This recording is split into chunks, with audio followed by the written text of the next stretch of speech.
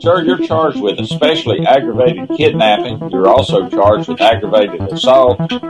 And you're charged with theft of a firearm worth less than $2,500. You're talking about stuff that is not relevant. Hello and welcome to the Court of Public Opinion. I am the Recovery Addict, and boy do I have a case for you today. Why is the dog chewing on this guy? I think they have got the wrong guy there. Got the wrong guy, and the dog was biting him. He roughing him up quite a bit. There's a lawsuit. 9 out of 10 judges prefer watching the Recovery Addict live stream in their courtroom. The fireworks are not done. Now we're getting commentary on the case. Dati Anglican boys, service. Is that correct? I didn't ask you to interrupt me. Oh, for Trump's sake.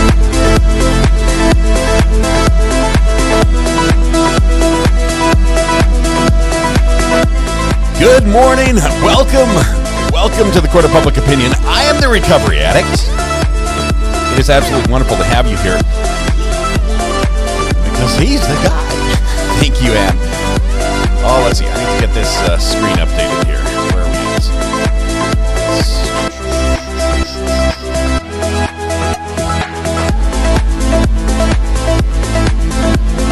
There we go. All right. Our feed from court is live. Thank you, Chris, from Trial TV Live. Down there on the ground, making it happen for us. Appreciate all the great work Trial TV Live has done, and it's been amazing. It's been amazing. All right, where are we? Saw a chicken fighting. Saw a chicken fighting. I probably ought to do this before a lot of people come here. Because we don't want them to leave, but. Mike. What day is it, Mike? Bring the jury. Guess what today is? It's hump day. Hump day! Welcome to Wednesday. That's all I got. I probably should have had a drink before then. It is Wednesday. We made it halfway through the work week. Congratulations to one and all. I'm about to switch cameras, but I don't want to go to that one. I got 2 thumbs down.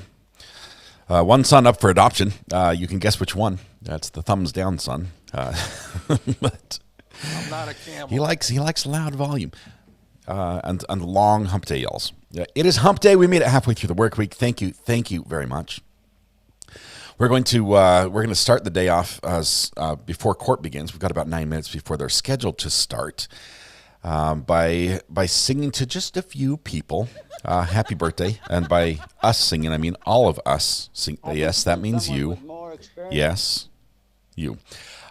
So please join with me, if you will. We're going to sing to SF in Texas, Mr. Legally Blonde, and MLC, all celebrating their birthdays today, as you can see on the screen now. I figured that part out. So wherever you are, wherever you may be, just stand up, take a deep breath, stretch, warm up with me, if you will. La la la la la la la. There we go. All right. We're going to sing a happy birthday here, and then we'll celebrate the internet over here.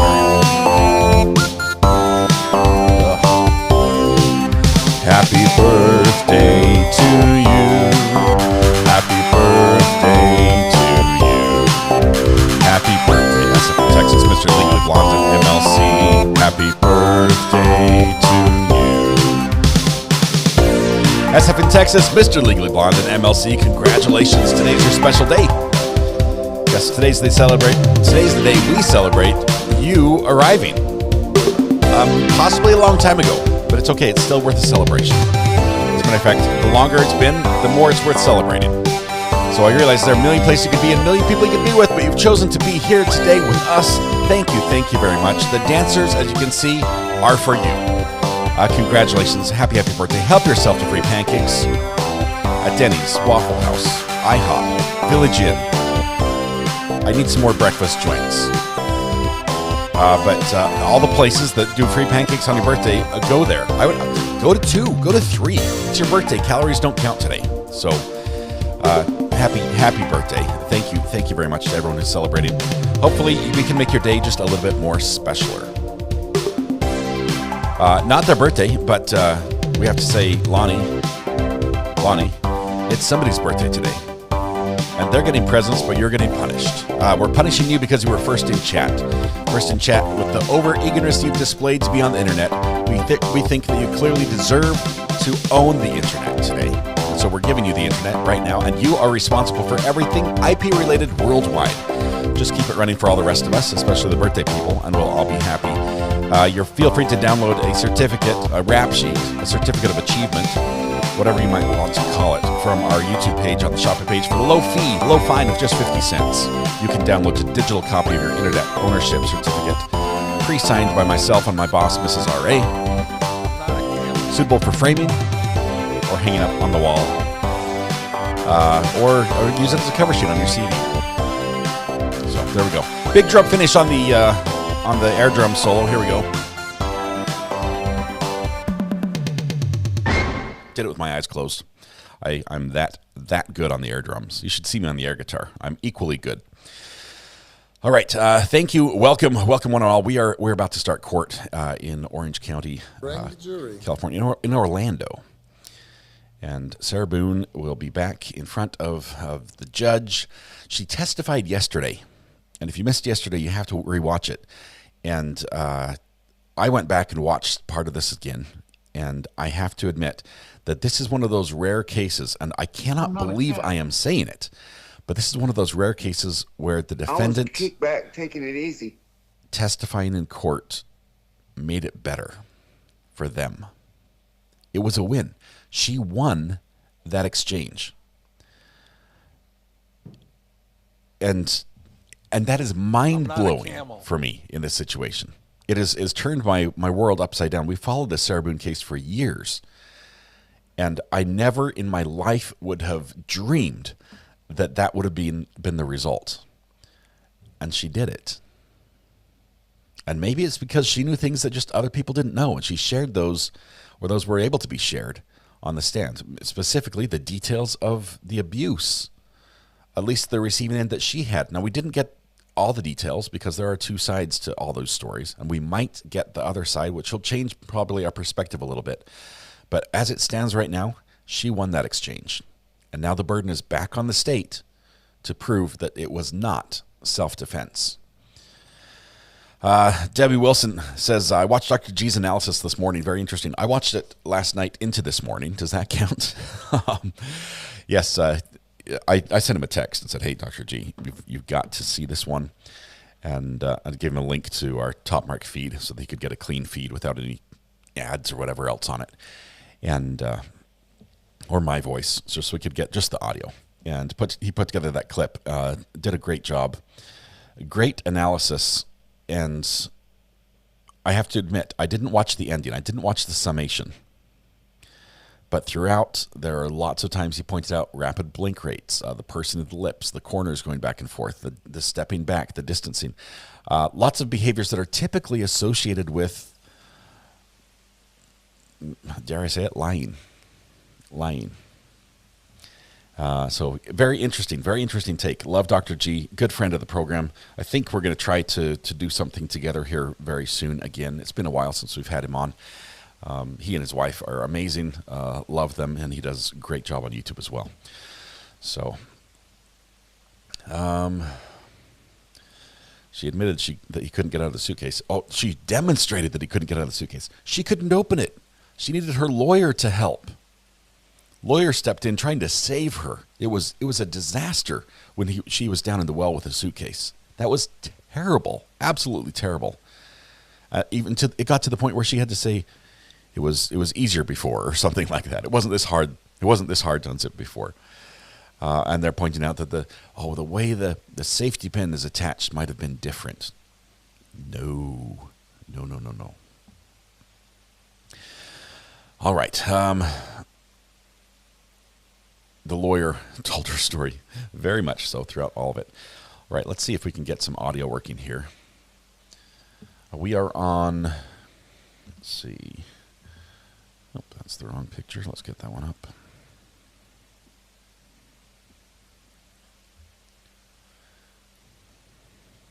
There we go. Bless you counter up to 18. We're waiting for the defendant. Judge is on the bench. He has a couple law students flanking him. And I think just about everybody. It looks like the other court personnel are there, just waiting for Sarah Boone. But Laura, pointed out something. If it was as hard to close it as it was to open it, then the victim had time to get out before she closed the suitcase. Angela, unless that big injury he had on his head came first. If she walloped him on the head with the bat first, suddenly he becomes very compliant.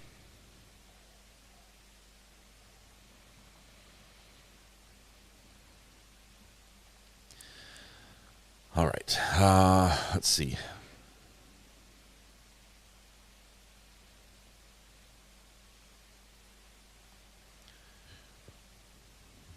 Angelo, good to have you here, by the way. Welcome.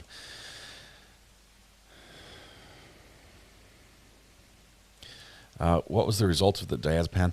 I don't know. That syringe that was in the suitcase might have been like a liquid syringe, might have been a needle syringe. I mean, they're both liquids, but you know what I mean. It's like there's a syringe you give for oral medication, and there's one you give for injection, and they're different. I'm not sure which one it was. I thought it could have been the oral method. It was a gel.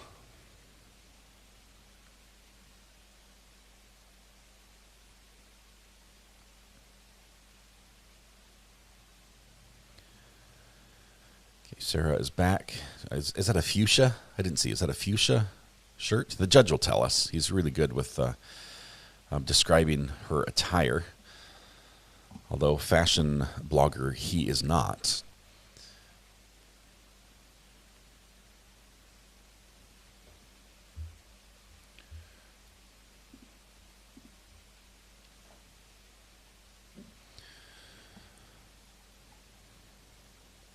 Looks like a maroon. I just caught it out of the corner of my eye. My recorder is not working. My slow-mo is not doing the slow-mo thing. I've got to figure out why. I was working with IP addresses before. Let's see, there's Miss Harris. Is that Mr. Harris up front next to Sarah Boone and his daughter? Who just became... Bring the jury. Just passed the bar and is now joining them officially on the team for this trial.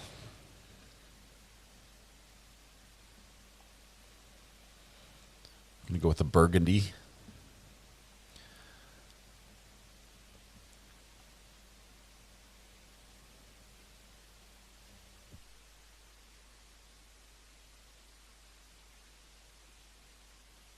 No audio yet from the courtroom. As soon as the judge turns the mics on, we'll let you know.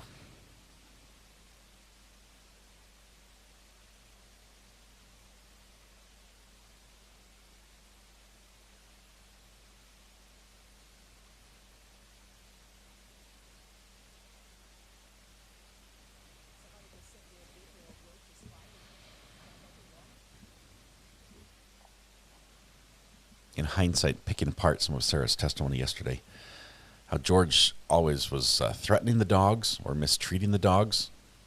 How does that match up with George was dancing with the dogs and having a good time? Why if every time George drinks he gets violent and it ends up in a terrible situation for Sarah? Why was she buying him the wine the first time? We need somebody to clarify how her phone was both upstairs and downstairs that night as well. It was upstairs when she went to bed, and it was downstairs ringing when Brian was calling in the morning over and over. Adapts Training, NDIS experts upgraded the membership to jury. Welcome to the jury. Thank you very much.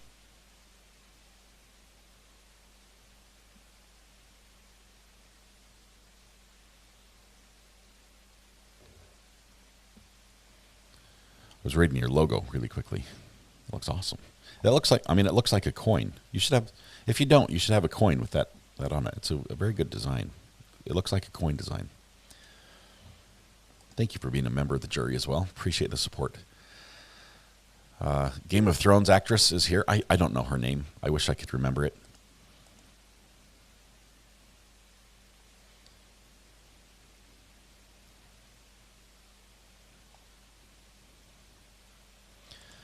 Rebuttal going to be big. Rebuttal, we're going to be experts. Today's going to spend, I think we've got 4 police officers today. Maybe an expert, but 4 police officers, and some of it is going to be for impeachment. We're going to see Mr. Harris do the questioning. I would say his style of questioning is as a slower pace than Mr. Owens and definitely Jay's. I'd like to see him. I think this line of questioning possibly will be his own work instead of Sarah Boone's. Yesterday we heard him basically verbatim read from Sarah Boone's letters of complaint as into questions of witnesses, and it was not good. Nicole 77, welcome to the gallery. Look at that green courthouse. Thank you, my friend. It was awesome. Thanks for your continued support. When she offered to demonstrate how she used the bat on the suitcase, my mouth dropped open. Okay, the reason why, I was thinking first that would have been awesome for the prosecutor to allow, but he said no, because she would downgrade the motion involved, and it would be more like, like shoe fly type motion, instead of the motion that it actually was, which caused her own hands to bruise because she was pushing so hard. So yeah, I think he was smart in not letting her reenact that part. Selena K gifted a membership this morning. Good morning. Thank you. Do you know if the state could call Sarah on for rebuttal? I don't think they can. I don't think they can. Did I hear there's a domestic violence survivor on the jury? Yes. I really wonder what they're thinking. Ashley, they did. There's a lady who she was juror number 13 on the final jury panel of about 50 or so that they had when they actually picked the final jury. The final jury consists of 14 people, 6 deliberating, 8 alternates. None have been dismissed to my knowledge. But number 13 was one of the last picked, and then they sort of started eliminating some of the first ones, and she ended up being almost eliminated on the front end of the group picked. So she is definitely a deliberating juror, and they had every opportunity, knowing that she was in that situation. She told them that she was involved in a case where she was the victim in domestic violence, like currently involved, and neither side struck her. So both sides think this might be a win for them, and we'll see at the end of the day. Loretta, thank you very much for the super sticker. I love it. It reminded me I need to hydrate. I have 4 bottles of water today. I think they're my last 4, but Mrs. R.A. is headed to the store today. That's good. Zoe is here again today. She's a guest in the studio, but I don't know where she went. She curled up somewhere. Bite Me, thank you very much. Give Buttercup a pat for the rest of us. Appreciate that. And maybe a treat. Henderson, not Harris. Why did I call him Harris then? Mr. Henderson and his daughter. Thank you, Donna. I'm terrible with names, as you know. How many Mountain Dews? None. 0. Sounds on. Ooh. Good morning, everyone. Madam Clerk's going to go ahead and call the case to order. Case number 2020 CF 2603, State of Florida versus Sarah Boone. Charged and up names for the record, beginning with the state. David Ketchner on behalf of the state. William J. for the state. Defense. James Owens for Ms. Boone. Tony Henderson for Sarah Boone. Kevin Beck on behalf of Sarah Boone. Ms. Boone, raise your right hand to be sworn in case you swear or affirm that the testimony you give shall be the truth, the whole truth, and nothing but the truth, so help you God. I do. Thank you. Good morning. Can you state your full name and date of birth for the record for me? Sarah Boone, 10-10-7-7. Ms. Boone is seated at counsel's table wearing a dark gray suit jacket and a maroon blouse. She is in custody. However, she's not in any restraints, so we will be continuing to stand as our jury enters and exits. State, are there any housekeeping matters we need to address this morning before we bring in our panel? Defense. Judge, I don't know if you got the email last night of the potential witnesses we're going to call. In addition to the one I received this morning, yes, sir. Okay, Dr. Harper didn't get in last night after midnight. She was over at the hotel, but in addition, we may recall the phone extraction expert. She's not on the list. Okay, understood. All right, are we ready to bring in our panel? Yes. Okay, all right, very good. Let's go ahead and stand and bring in our panel. You will bring the jury.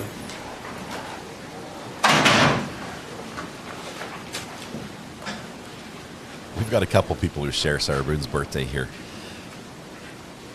10-10-7-7 happens to be the same year I was born. So she's a little younger than me. I was born a little earlier in the year. Nice use of the mouth for the bifocals. I approve. Nicole77, thank you for the super chat. Love this community. Thanks, RA, for your hard work. There are a lot of people that helped pull this off, and Trial TV Live, big shout out and thanks to them. They also have this stream on their channel without my audio, so it's just a clean feed if you prefer to watch court that way. Highly recommend their channel. We're going to do some more work with them in the future to bring you live court cases from the courthouse.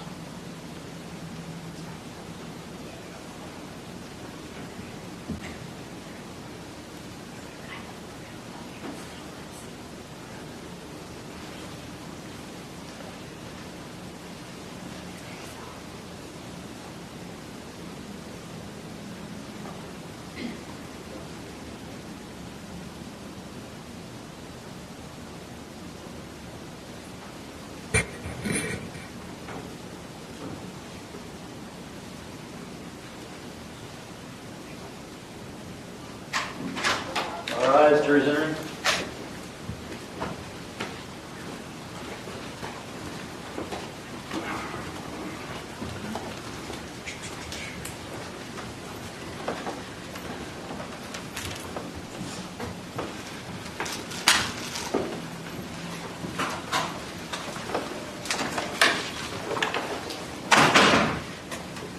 State, do you recognize our jury? Yes, Your Honor. Defense, do you recognize our jury? Yes. All right, everyone can be seated. Members of the jury, good morning. Welcome back to 12 Alpha of the Orange County Courthouse. I hope you had a great evening. If you could, again, just by a show of hands, you complied with the court's instructions for the overnight break. Record reflect all hands have been raised. Members of the jury, at this point in time, the defense is going to continue with their evidence and testimony presentation. And I'm going to ask them to call their first witness at this time. Mr. Owens, you may proceed, sir. At this time, the defense calls Deputy Ramirez Delgado. Deputy Ramirez Delgado? Delgado?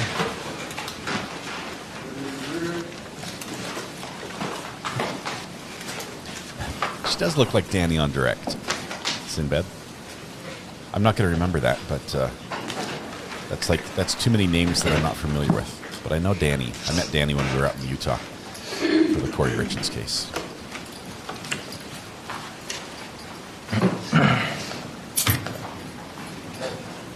Please swear or affirm that the testimony you should give shall be the truth, the whole truth, and nothing but the truth, so help you God. I swear. Good morning. You can be seated, and can you please state and spell your name for the record for me?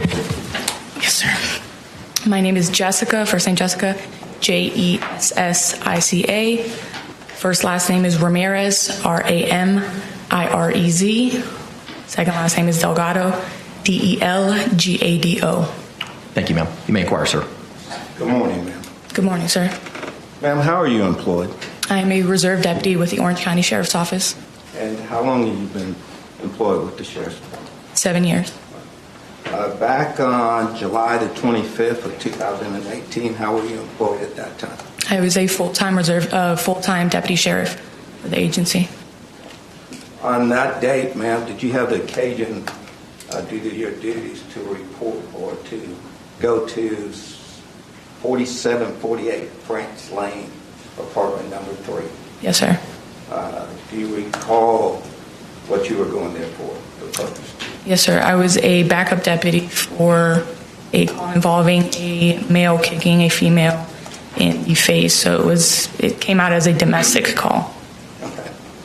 And was it another officer who also responded? Yes, sir. He was the primary. Okay. Ma'am, while you were there, did you have contact with Sarah Boone? Yes, sir.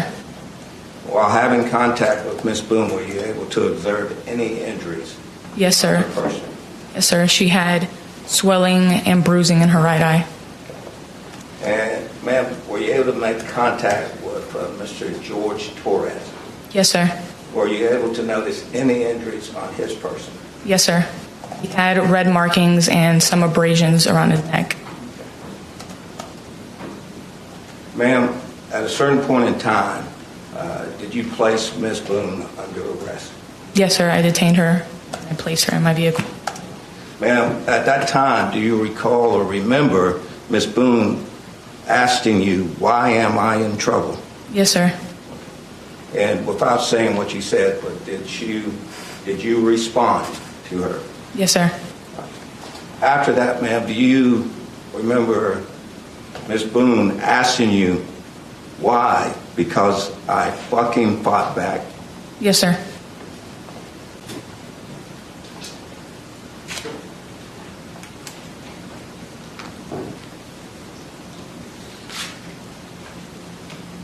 I can have one more. Yes, sir.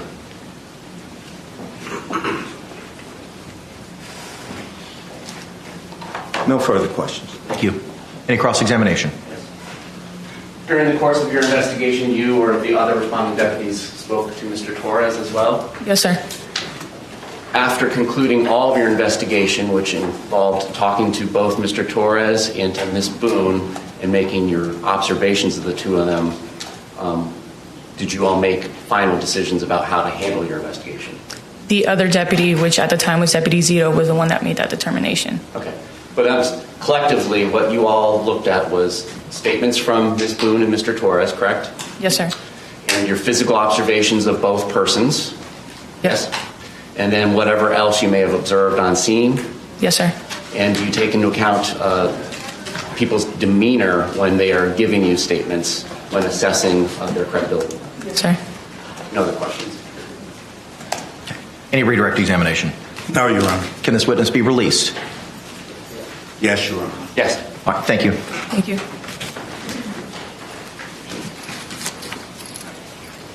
Very quick witness. She probably recalls that because it was in a report. Defense, call your next witness. At this time, the defense calls Deputy John Alden. John Ogden? Alden?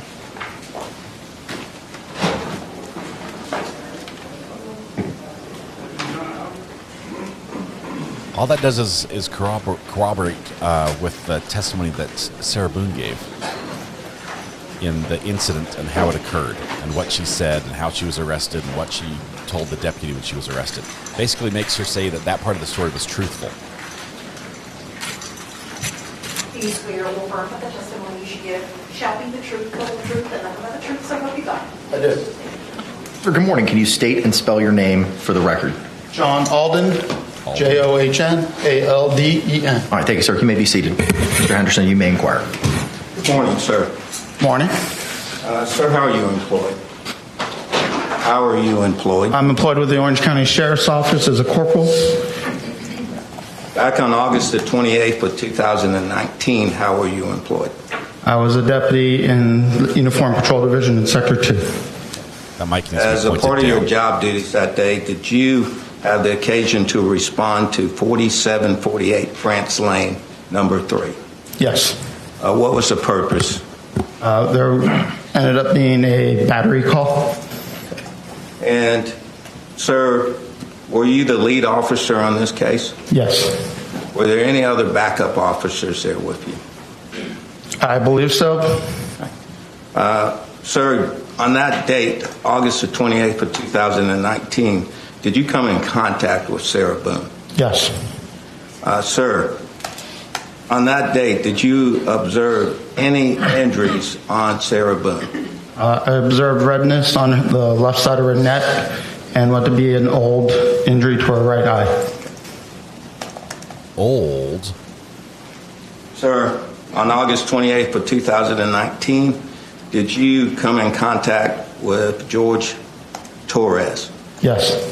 And did you notice any injuries on Mr. Torres? Yes, he had some redness on it by his left eye.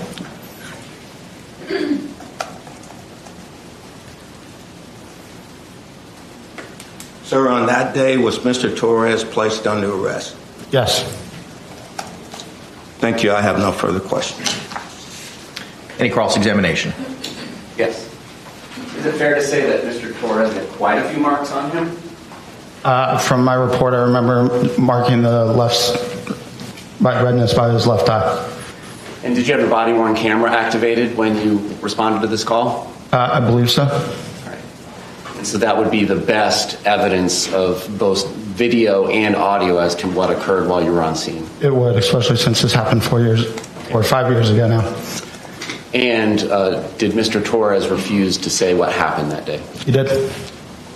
Based on the conclusion of your investigation, which involved talking to Ms. Boone and attempting to talk to Mr. Torres, as well as your visual observations of both them and the scene, is that how you all reach your conclusions?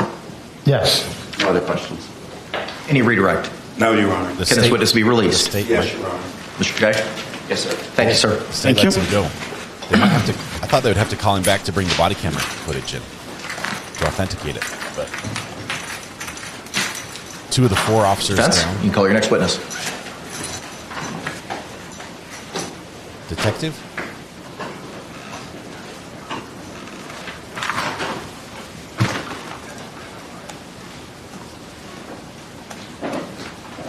Mr. Beck stands up for moral support. I'm not sure what this is for.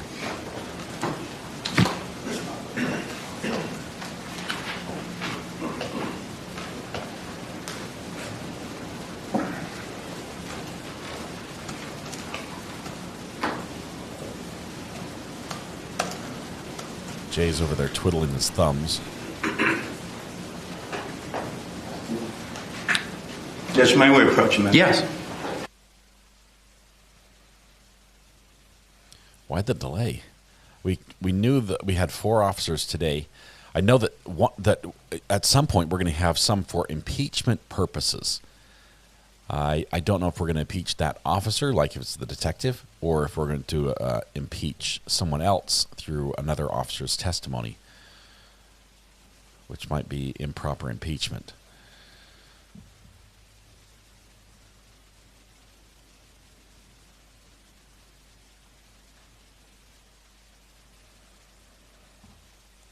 Sidebar, yeah, right away. Quick sidebar.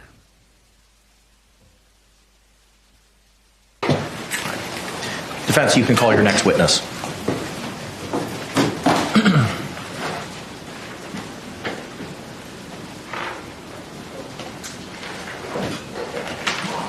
That's usually when Judge, at this time, the defense calls Deputy Koepsell.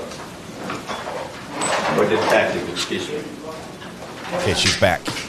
The detective Koepsell is back.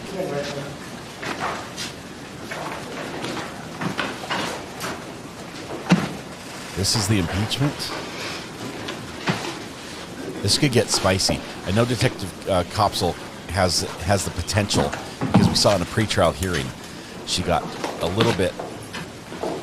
There was a little bit of spice. You could see it in how she acted, and she's very good at this game in court. She's really good at working with lawyers.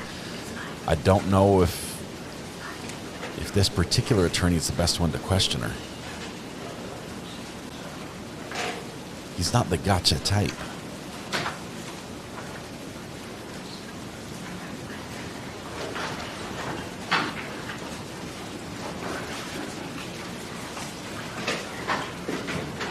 there's also just the possibility that her testimony is, I mean, you might impeach her on things that don't matter according to the law. Like, did you tell her to pick up the phone at the police station or not? Yes.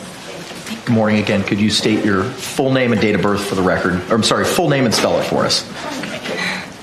It's Chelsea Koepsell, Chelsey. Last name is Koepsell. Thank you. Counselor, you may inquire. Good morning, ma'am. Good morning. She's cheery. She's ready. In relation to this case, on February the 26th of 2020, did you have the occasion to interview Abraham Marino? Yes, I did. Was that interview recorded, ma'am? Yes, it was.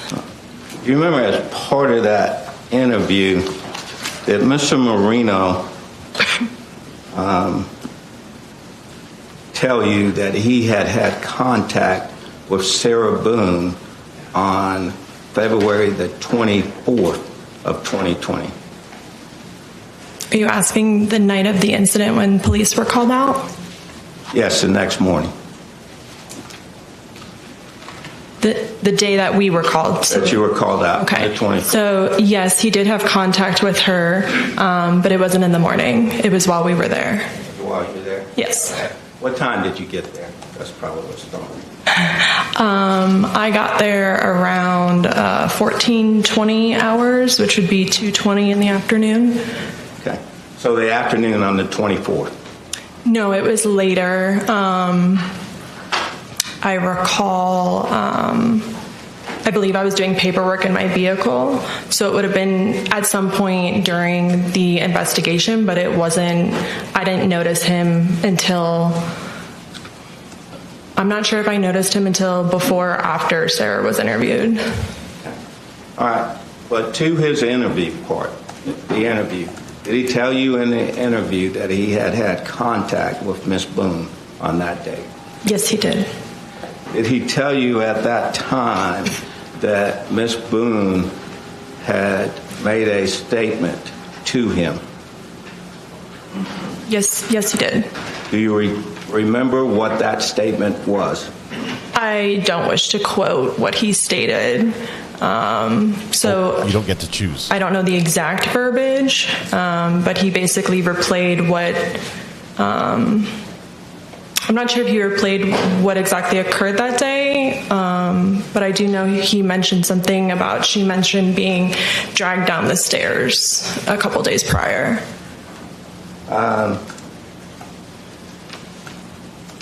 Did he say to you during that interview that Sarah Boone told us that a couple of days ago they had gotten into a fight where he grabbed her by her hair and dragged her down the steps? I would assume that he's reading my report, and that does sound similar to what my report should say. So this statement was given on the 27th of February. I'm sorry, the 26th of February. Would you agree with that? Yes, I would. Okay. The contact and the statement that Ms. Boone made to Mr. Moreno was on the 24th of February. Is that correct? Repeat the question, I'm sorry. When Mr. Moreno is saying that Ms. Boone came up to him and made this statement that we just talked about? Yes. That was on February the 24th. Is that correct? That is correct. So when she said a couple of days ago, that would have brought it back to February the 22nd. Is that correct? Potentially, yes.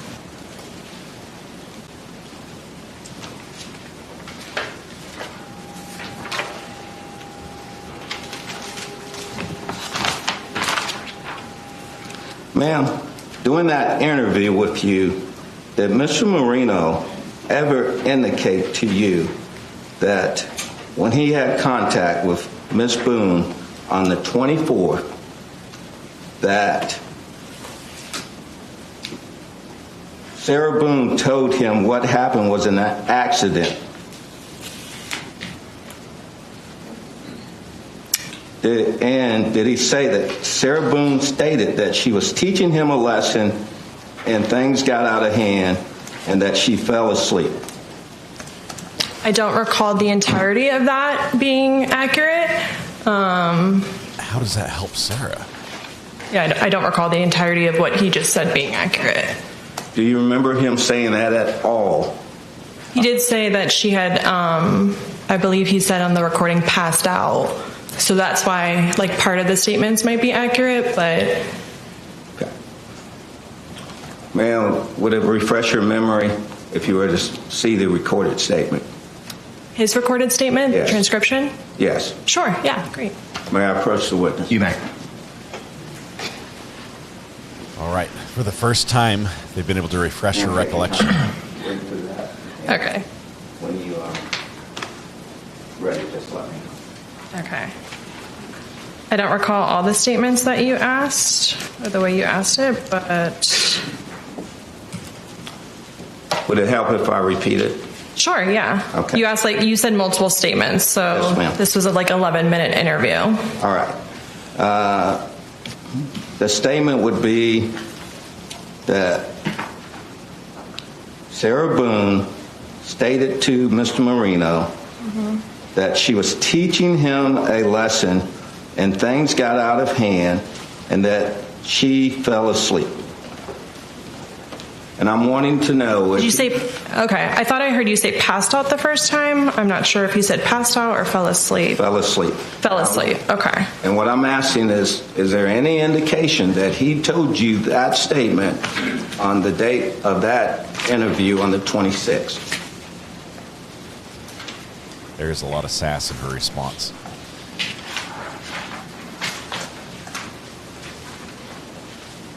Sorry, I'm trying to go to the part where we talked about that. Yes, ma'am. Take your time. Okay. Teaching him a lesson?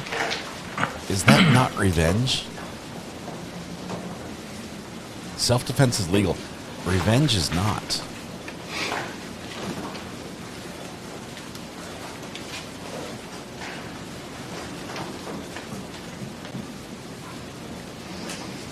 Indicates malice. She's confessing to a higher crime than she's charged with. Okay, so like I had stated, there were certain things that I thought was accurate from your statement. He stated, I don't really, do I just read exactly what it says? Do you need like the number next to it or anything? Yes, I have no problem if you reading what he said. Okay, then she... Object. Approach. Okay, the detective is purposefully trying to be a bit obstinate here, because she can. Okay, she's good. Ma'am, you cannot read the statement at this time. Okay. Thank you. You may continue, Mr. Henderson. He described... Hang on. No. Just wait for a question, so okay? Sorry. It's okay. Yes, sorry. Ma'am, and anywhere in that interview, you see reference to this statement that Sarah stated that she was teaching him a lesson and things got out of hand and that she fell asleep. Yes, no. No to the the first two parts of your question. I heard passed out the first time you asked me this question, and that's why I said that part of it was accurate, because he did say that she passed out in his statement. That was what Sarah told him. Okay, did she say she was teaching him a lesson? Is that in there? No. And things got out of hand. Is that in there? No, I don't recall that. May I approach the witness? Yes.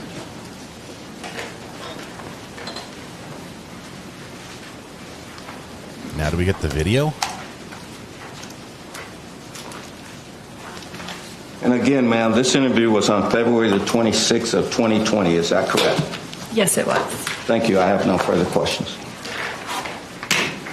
Any cross-examination? What? What just happened? No other questions, John. All right, thank you. Can this witness be released? Yes, Your Honor. State?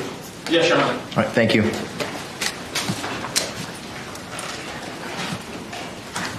Okay, so the statement that was not in there was something that the landlord said. They're impeaching him. Okay, that makes more sense. Oh my goodness. I thought for all of that, I thought they were trying to impeach the detective. Call the next witness.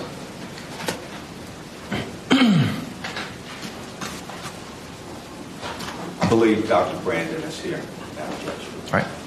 We have an expert.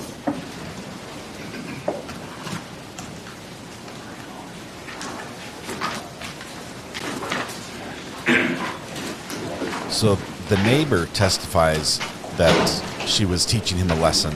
Things got out of hand and she passed out or fell asleep. But it's not in the statement to the police officer. So the neighbor was lying, not the police officer. Thanks. You guys were telling me in chat. I was too busy watching it unfold on the screen.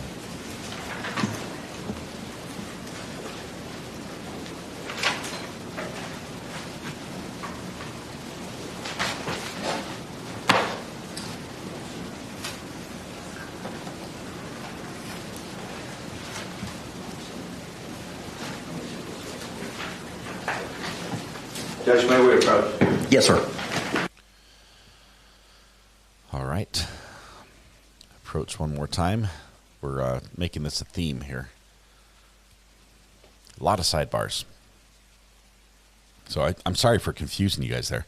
The detective, I thought they were going to impeach the detective. And when they even went, so another note passed back. When they got up her got to the point where she had to refresh her recollection with her report, I was thinking for sure you're going to pin it to her. That's normally what you see. But instead, they were impeaching the testimony of the neighbor who said that she was teaching him a lesson, because that would be malice. That would be, forethought.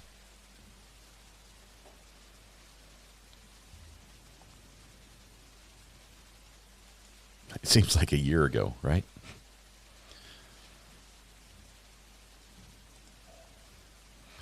So Sarah Boone's passing notes to some of her legal teams that sit behind her, the two ladies on her panel. Members of the jury, we're just waiting on a witness. They are using the facilities outside. So as soon as they're done, we'll bring in our next witness. Thank you for your patience.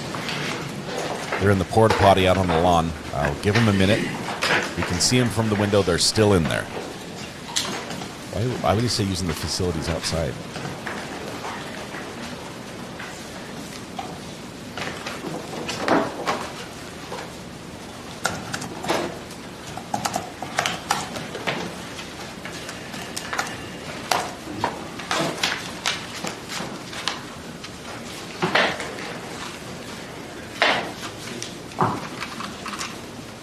Ivan, I think it's a win.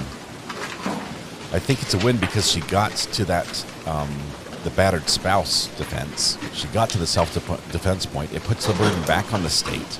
They have more things they need to prove.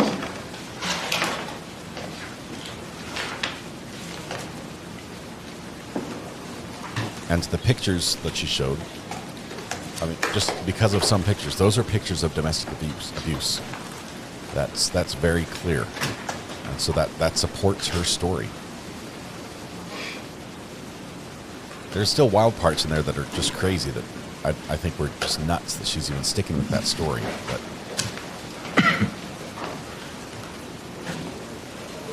we're going to ask the witness under oath when they come back if they wash their hands.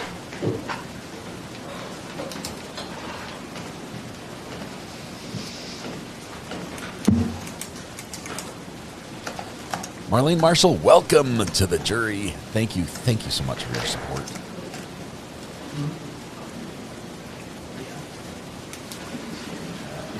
Tom, they had pictures when they had arrested both of them. Your Honor, at this time the defense would call Dr. Michael Brannon. All right, very good.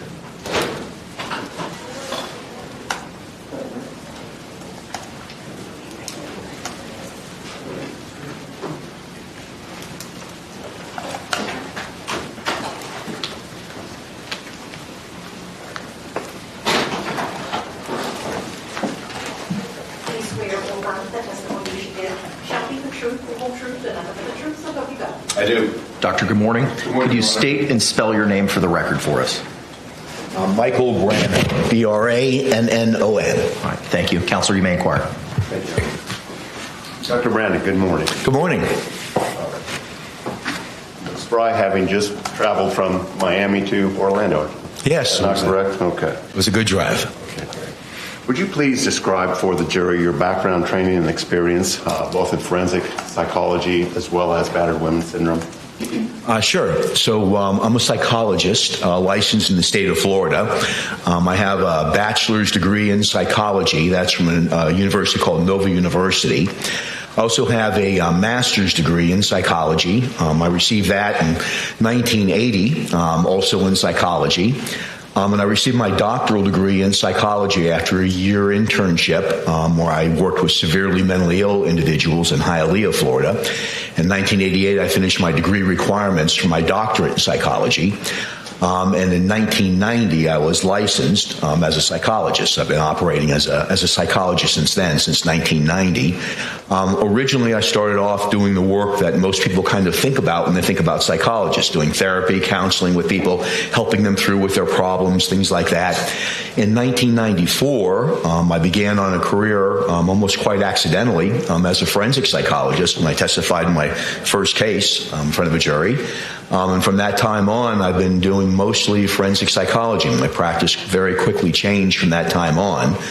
I'm currently the co-director of the Institute for Behavioral Sciences and the Law, and anywhere between 80 and 90% of all my work now is related to some legal or court-related matter in the ways in which mental health interfaces or impacts or helps to give opinions about various legal issues. I've taught rather extensively in the area of forensic psychology. I teach to mostly legal audiences, but oftentimes, too, I speak to groups of psychology students wanting to sit up here and do what I'm doing as well. I make long drives and then come up here and talk to people about cases. And he gets paid by the hour. I also currently on the staff, the adjunct faculty staff for the School of Psychiatry at Florida Atlantic University. I help to train their forensic psychiatrists, so not just psychologists, but psychiatrists in terms of doing this work as a psychologist or as a psychiatrist, a mental health professional who gives opinions in the courtroom. And are you also required to update your educational background and knowledge as a forensic psychologist? Yes, sir. So every 2 years we're required to get 40 continuing education credits to maintain our license. And part of that is we have to, on a regular basis, update our work in domestic violence or battered women syndrome. So we have to take those courses. We're all required, whether you're a forensic psychologist or not, to take that coursework. So as part of our requirements, we also have to take separate coursework in regards to domestic violence as a general term, or intimate partner violence. But along with that comes discussion as well with battered spouse, or what's oftentimes called battered person syndrome now. And I apologize. I'm kind of bouncing around here, Doctor. I apologize again. For the uninitiated, just exactly what do you mean by forensic psychology? So forensic psychology is a division of psychology. Most people don't think about that as often when they think about psychologists. But forensic psychologists are individuals who have degrees in psychology who are working to help to answer questions that come up in the legal system. It could be in criminal cases like we're here for today, answering various criminal questions, giving opinions about those questions. Or it could be in other settings like family settings, divorce proceedings, or sometimes civil settings like personal injury. Someone's claiming some emotional damage or something has happened to them. So forensic psychology is really the way that we use the science of psychology to help give opinions about various legal matters. Now, what is the DSM or the DSM-5? So the DSM it stands for Diagnostic and Statistical Manual. It's kind of our code book, if you will, to help us to know what the different symptoms are for different mental health disorders, whether it's major depression or schizophrenia or anxiety. So it gives us a code book of here's the criteria you have to meet in order to have that diagnosis. And then we're able to utilize that in terms of either treatment, so even insurance billing, but being able to inform patients too about what condition we think that they're suffering from. It's been updated many times over the years. It started at just DSM, and now it's at the Diagnostic and Statistical Manual 5th edition, text revised. So we've gone through a lot of revisions over the years to try to fine-tune in an empirical or scientific way what the elements are, if you will, of various mental health conditions. Now, you've been asked to testify today in regards to battered women's syndrome. Is the battered women's syndrome identified or located within the DSM-5? So it is not. It is not a diagnostic category in the DSM-5 or other coding books as well. There's others besides the DSM. That's just the most popular one. But it's not a formal diagnosis that it is contained within that book, that classification manual that I just told you about. Within your field of forensic psychology, however, is there a subcategory that is located within the DSM-5 that experts would recognize as a DSM diagnosis? Yes, sir. And what is that, sir? So that category would be in the trauma section of the DSM-5 TR. There's a whole category on trauma disorders, and it's most closely related to something that we call post-traumatic stress disorder. That isn't the only trauma disorder, but that's the one that what used to call battered women's syndrome, now I refer to it as battered person syndrome, but all of it really is more connected to a trauma disorder like post-traumatic stress disorder. Now, you testify on criminal matters. Do you also testify? You indicated also on personal injury cases and emotional. That would be civil, correct? Yes, sir. Okay. In your experience, you've testified as an expert, as a forensic psychologist. Have you testified for, and today you're testifying for the defense or were called by the defense. Do you also testify for the state of Florida or other states within this country? Yes to both of those. I've testified in other states. I also testify for both the prosecution, the state or government, depending if it's federal or if it's a state case, and also for the defense. So I really get appointments and hired by both sides. About how many times have you testified? Wow. At last count, it was about 1,500 times. It's over that, way over that now. That was from a few years ago. I testify in a lot of different kinds of hearings and trials over the course of, mostly in Florida, but in other states as well. Now, you're familiar with the fact that there is a special jury instruction that's been recognized by the Florida Supreme Court.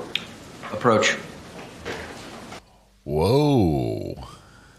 That objection didn't even get to the end of the question before the judge gave the approach. I think they're going to sustain this objection for that reason. A lot of times the judge will say, let him finish the question. The judge knew this is not where it's supposed to go. Why do you need to tell him about the jury instruction? About what, expert witnesses or legal conclusion? Oh my goodness, we've already got 700 likes on the stream. Thank you. Thank you, everyone who liked the stream. This is, it's a big help for the channel, and it's free. It is free. So thanks for clicking the thumbs up button. The objection is sustained. Sustained.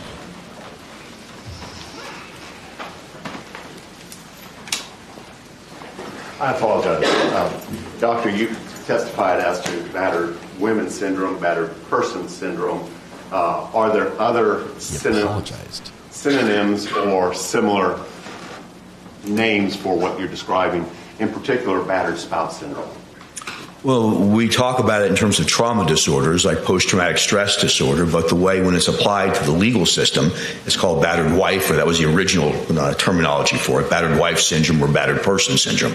So it really depends on your setting. So in this setting, we oftentimes talk about this particular condition that I've been asked to talk about today, is really referred to as battered spouse syndrome.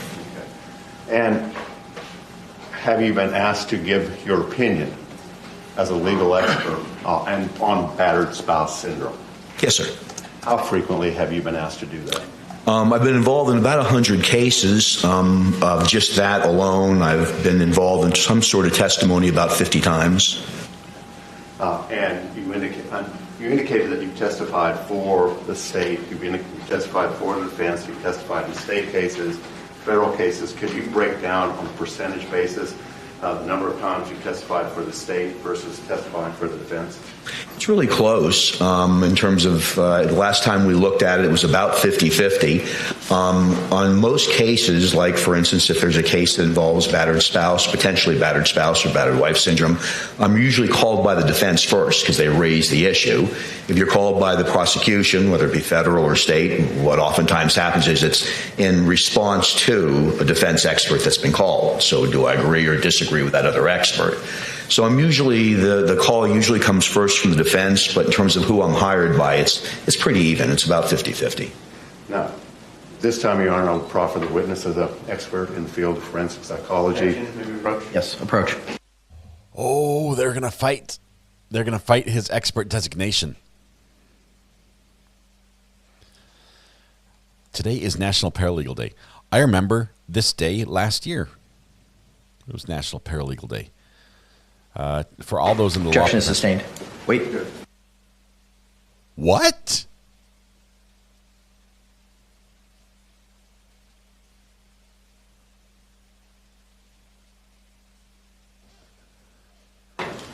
Objection is still sustained. Mr. Beck, you may continue.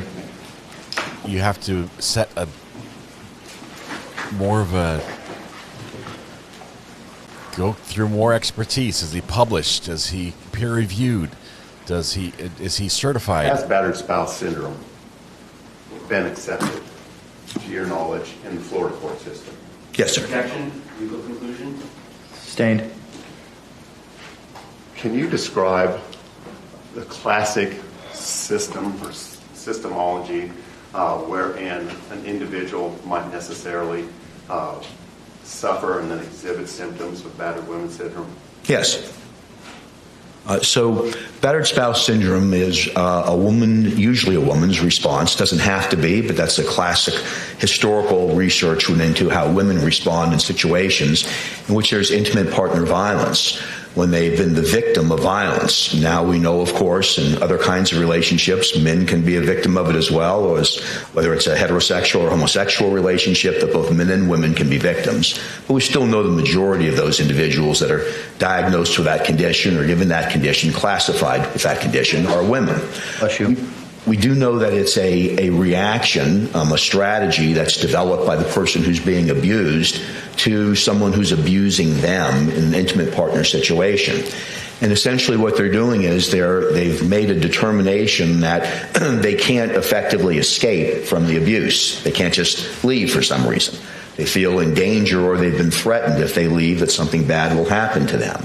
So it's a cognitive or thinking strategy on the part of the person being abused that I have to develop some coping skills or ways of protecting myself or maybe even loved ones as well from some form of imminent violence or danger or lethality. Something bad will happen to me if I don't develop a way of handling this abuse, this constant abuse that's coming towards me.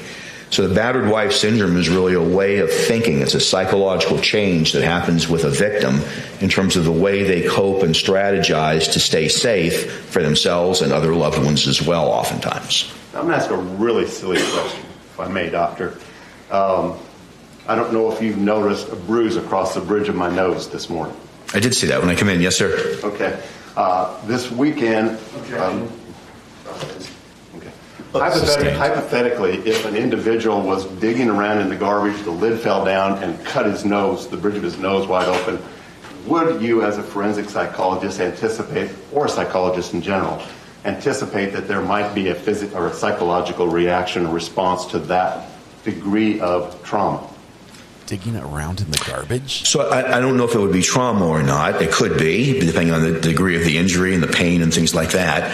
But certainly you'd view that garbage can differently as you approached it. So it changes your psychology or the way that you look at that particular situation or that particular object. So by viewing it differently, you may engage in different behaviors. You may approach it differently. You may have somebody else approach it. You may approach it with both hands up. So it changes your behavior and your thinking about that garbage can. Does that also apply to interpersonal relationships? So it certainly can. No two people always react the same way to every situation. Trauma, one person's trauma is not a trauma to another person. But for people who do develop battered spouse syndrome, they do begin to change the way they view the person who's abusing them and what they have to do in order to maintain either their life or their safety, their physical safety in terms of their behavior and interactions with that person. Now, is there a specific set of criteria that a psychologist, forensic psychologist, would necessarily rely upon in attempting to make a diagnosis or an assessment of battered women syndrome? Yes, sir. And what are those criteria? Well, you'd want to see, one, if some type of abuse has occurred. That abuse can be physical, it can be sexual, it can be emotional, or it can just be the threat of abuse or bad things that's going to happen to you. So there has to be something bad that's happened or that's threatened to be happening over a period of time. So abuse has to be present in order for this to be underway. Without abuse, there's no battered wife syndrome. But that's not enough. There also has to be what's called coercive control. Coercive control is really keeping the person's social interactions, overseen on a regular basis, controlling money, controlling preferences, even TV preferences, sometimes social media, looking at social media that the person is accessing or looking at, who they're talking to on Facebook, who they're texting. So it's a combination of abuse and coercive control that results in a person feeling victimized, but that's still not enough. That person then has to feel like they can't escape from that. They've either been told, if you leave me, you're going to die, or a family member is going to be harmed, your children, your mother, whatever it might be. And as a result of that, they develop strategies to cope with that, acquiescing, pleasing, doing anything they're asked to do, demeaning themselves, allowing themselves to be controlled. All of the things that would fend off, if you will, some abuse or attack or threat to them or someone who surrounds them. So those would be the components that you would need to have, and that dance continues to go on usually repeatedly throughout the course of that relationship. So I think what you're describing is, in a sense, a subjective nature to the syndrome that's being described. It's both objective and subjective. So objective in terms of the facts, like what's really happening. A person's being abused, they're being told certain things, there's control over them. But then the subjective part is the person's interpretation of that, their perception of that. So there's really both going on, and they have to kind of work together in order for this syndrome to be formalized and properly diagnosed. You indicated that there sometimes may be some defense mechanisms that are, or strategies that are devised by the battered individual, the abused individual. Yes, sir. In your experience and your training, do controlled substances, alcohol, drugs, frequently appear in your analysis or assessment? Yes, and the way they appear is they can appear either from the abuser or the abused or both. What can happen from the abuser standpoint is they may only be abusive, or the abuse may become worse if they abuse substances. From the abused standpoint, it may be self-medication. It may be a way of coping with the anxiety that there's going to be something bad that potentially could happen to them or somebody else. It's kind of a way of dealing with walking on the eggshells. So if I use substances, that can deaden the pain, if you will, for me, or help me to forget about it. So it's oftentimes, not always, but oftentimes part of either the abuser's behavior or the abused behavior. Do they, in your experience, do they, on occasion, actually defend the individual that is abusing them? That's a very frequent part of this syndrome. Not always, but it's very frequent. It's why interviewing them becomes difficult sometimes, because they're used to explaining away their behavior, the abuser's behavior, my black eye, my missing tooth, his screaming and yelling in the background while I'm talking to mom on the phone. So they're used to making excuses for it. It's part of the coping strategy, trying to explain away this behavior. He's had a bad day. She's, really upset about something else that's going on. She's really never like this at any other time. So defending that person is oftentimes a part of the battered spouse syndrome, and getting the person who's been abused to get them to stop defending them so they can talk about the actual abuse becomes a challenge. Now, the DSM makes reference on occasion to rule-outs, I assume for the diagnosis that's being applied. What is a rule-out? A rule-out in our parlance says that we should consider these things before we look at other diagnoses. So, for instance, if we're going to consider schizophrenia, we should rule out substance abuse first, because oftentimes some drugs can create hallucinations and delusions and psychotic symptoms. So there's always rule-outs, just like there are for medical conditions. So look for this before you consider this, is really what a rule-out is. Are there specific rule-outs for battered women syndrome or PTSD? Sure. So there's rule-outs for everything, because you're considering a number of different conditions before you make a differential diagnosis, or you pick that's the one that I think best fits this person. So yes, there's rule-outs for both of those. For my sake, what is a differential diagnosis? That's how you decide which ones, whether it's your medical doctor, your psychologist, whoever, it's how they pick the right diagnosis. So you're going through kind of a card catalog in your head, and you're saying, all right, there's symptoms of this, but that's also consistent with symptoms of that. So is it schizophrenia? Is it bipolar disorder? Now I have to ask more questions. It's a decision tree. And that decision tree helps you to inform the person and either make a diagnosis in a legal setting or help to treat them clinically. Now, if the individual, the psychologist who's doing the evaluation, identifies the presence of certain rule-outs, what is their response professionally to those rule-outs in establishing or assessing the patient? You have to go down a decision tree. We all kind of do decision trees in our mind every day about what we should do or shouldn't do in certain situations. It happens automatically. It's more structured when you're doing it professionally. So if you have a concern about substances, then you would kind of take that track and you'd have to ask a lot of questions in that area. So you'd want to know what kind of substances, how often are they using those substances, what kind of effect have those substances had on them before. I just picked one of many possible rule-outs there. But every one of them you'd have to explore or ask additional questions because, of course, you don't want to come up with a wrong diagnosis, because in a legal setting that leads you to a bad opinion. In a clinical setting it leads to bad treatment. Now, I want to go back just a second. We talked about the subjective nature of the abused individual's understanding of what's happening. Does this subjective or does the experience that they have suffered result in, on occasion, their experiencing or their anticipating or assuming or imagining a threat that others may not? Yes, sir. Yes. Okay, I might have missed it. But I never heard his the motion to accept this witness as an expert, Dr. Michael Brannon, approved, accepted. There was an objection to it, and the objection was sustained, right?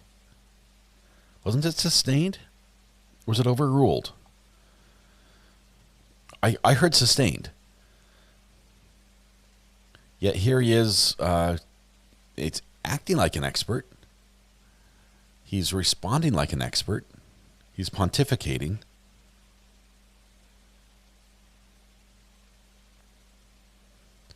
Yet he's not an expert witness.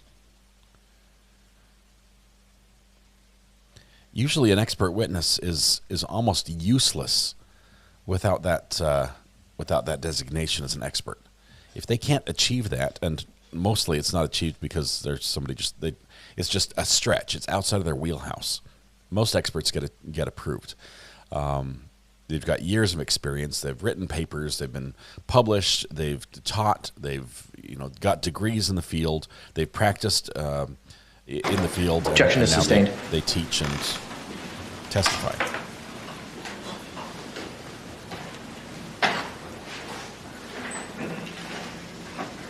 Doctor, from what you've described this morning, I think we're talking about a complex and sophisticated process for assessing and diagnosing PTSD, battered women, the matters that you described. Is that a fair statement? Yes, sir. And In this instance, this particular matter regarding the state versus Sarah Boone, were you approached about the possibility of doing an assessment as to Sarah Boone? Approach. Objection relevance. On the did you assess Sarah Boone? If he's not an expert, I can see that. It's irrelevant because he can't testify to that.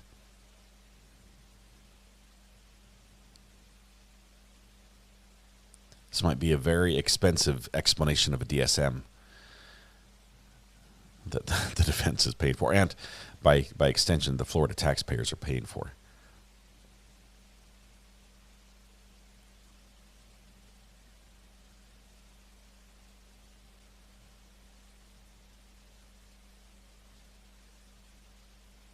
This is wild. You made a long drive for possibly nothing, good sir. But the suit looks good. I approve of the tie. Can I have some water? Yes, you can have some water. Might want to get him a closed bottle because it might be to go here in a minute if he isn't allowed to testify about this. Wow. He says he's testified 1,500 times. Bless you. Oh, it was a cough. State must be scared of his testimony. I'm sure. It's much easier to keep testimony out than to fight it once it comes in, I'm sure.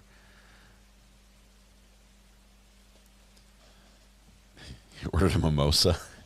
He does get paid either way, but he gets paid by the hour. So if his testimony is short today, it could cut a couple $100 or even $1,000 off his pay.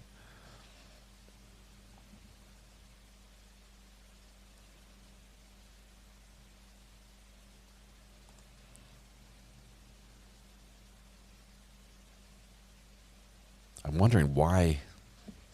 There's got to be more the defense could have done to get this witness approved as an expert. Even if it was in like an adjacent field, that they could approach the subject instead of just like attempting to get him approved and it failed and then just, we'll just... Objection sustained. Do what we can. Oh my goodness.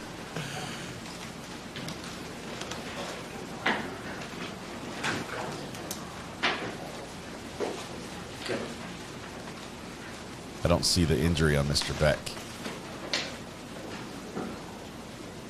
Mr. Owen's giving some pointers here.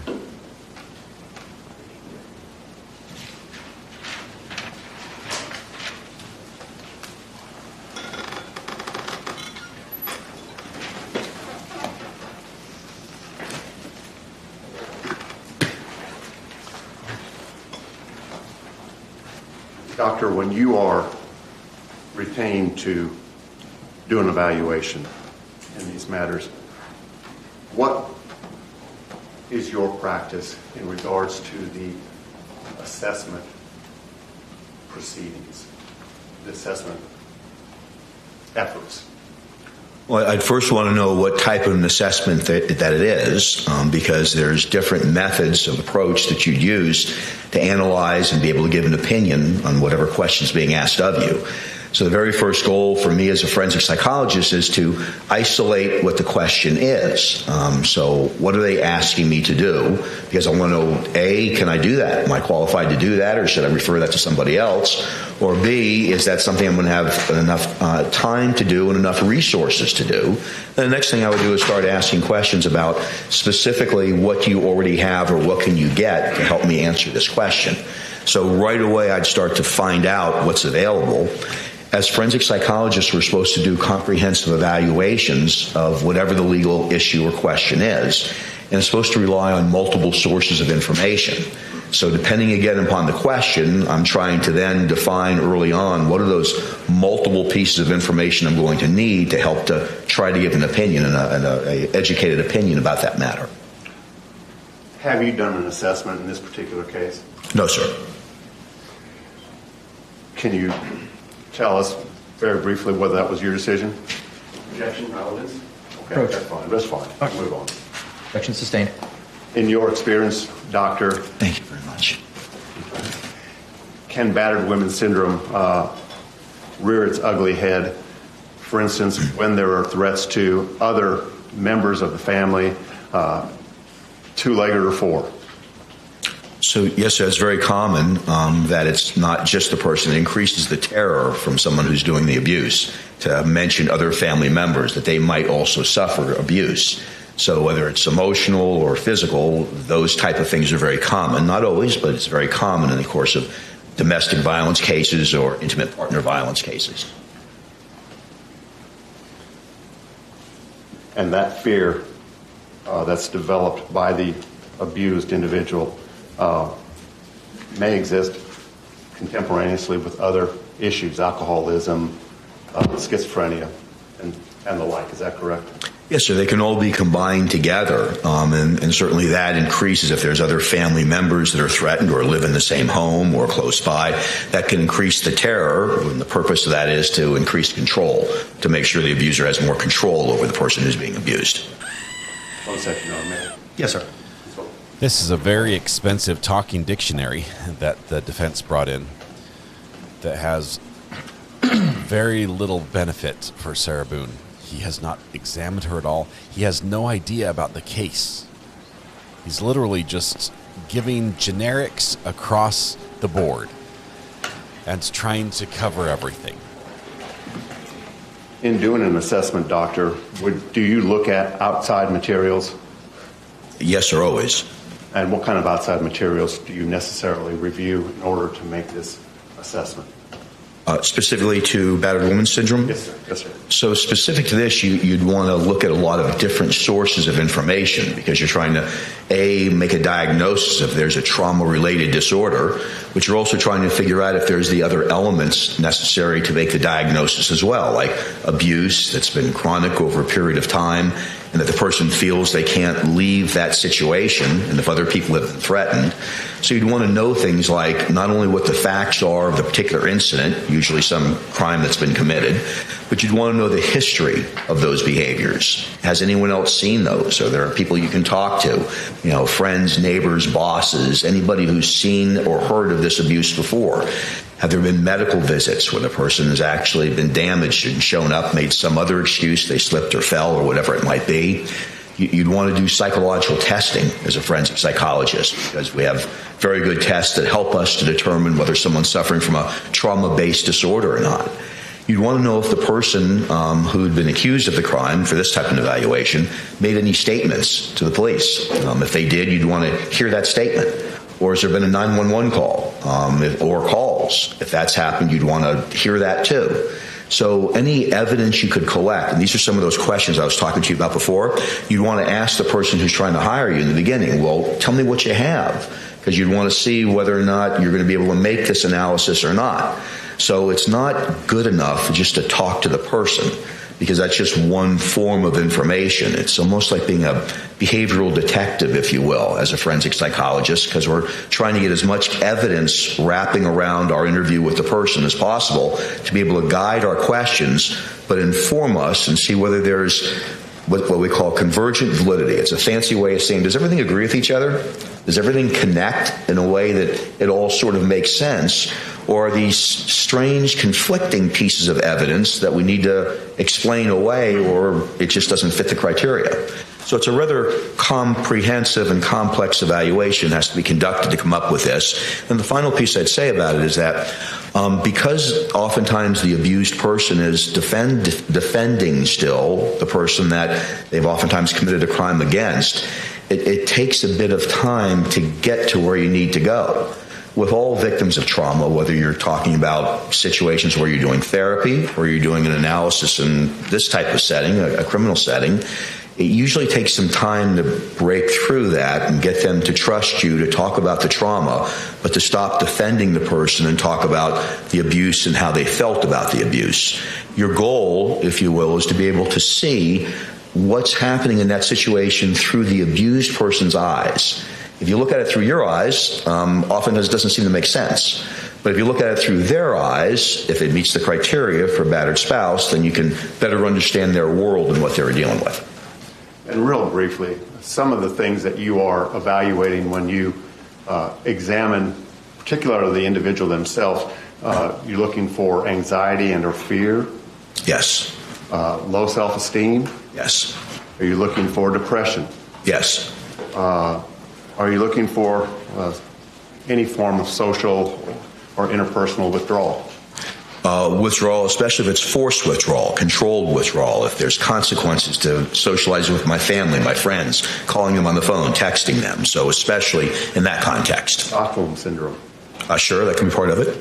And what is Stockholm Syndrome, real briefly? So it's really adapting to someone who's captive or taking over a person, controlling their life, sort of adapting to that situation. The famous model of that would be many, many decades ago, a woman called Patty Hearst, who was kidnapped. But it's taking on the beliefs and taking on an acceptance, if you will, of a kind of a captive situation. And in these situations with women who have been abused, who meet the criteria for battered spouse syndrome, they oftentimes adapt, defend, and take on in an acquiescent way that this is okay and I'm part of this situation as opposed to opposed to the situation. Will this syndrome exhibit itself in physical attributes? It can, at times, even physical illness at times. Inability to sleep, inability to keep food down, and those type of things. Sure. Yes, sir. Would that individual potentially experience hypervigilance? Well, that's a large part of it. Of any trauma-based disorder is hypervigilance. What changes when you've been traumatized, any kind of trauma, not just abuse, but what changes is your perception of danger. So whether it's the lid of the garbage can hitting you on your nose, or whether it's someone being abusive towards you, those situations change your perception of danger. So you no longer see that object or that person in the same way. You have a foreboding sense of danger could occur. So other people may not perceive it with that person. He's so nice at work, or he's nice in these other settings, or he's so great on the softball field, but at home he's different. So that person who's being abused, their perception changes. Does that include denial? It could include denial, and oftentimes that's part of the explanation. The defensiveness of that person is the denial of how bad things are that are going on.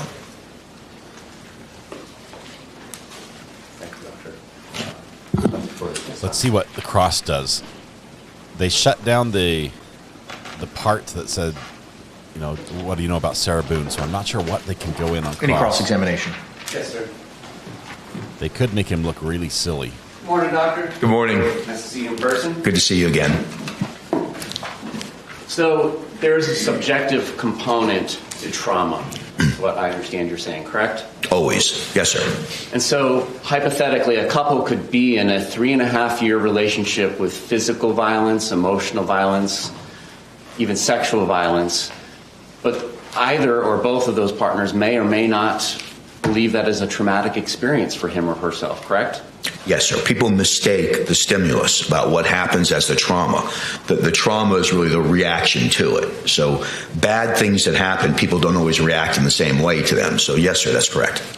So for instance, a homicide detective or a homicide prosecutor may go out to a scene and see a freshly dead body, and their perception of that environmental stimulus may be very different from somebody who works at Dunkin' Donuts and just gives us muffins in the morning coming across a dead body. Is that fair? Yes, sir. That homicide detective may be able to go eat lunch right after it, and the other person who works at the donut restaurant may not be able to eat for a couple of days as a result. So, yes, perception is a big part of how trauma occurs. Donuts. And I understand your answers today, and I'm not saying that they were different the other day.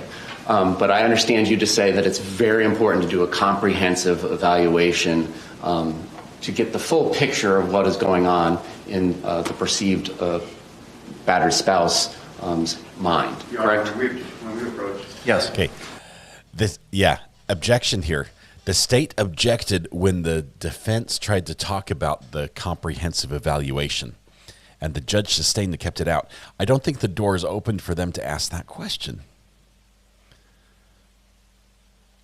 I'm thinking they can't go there.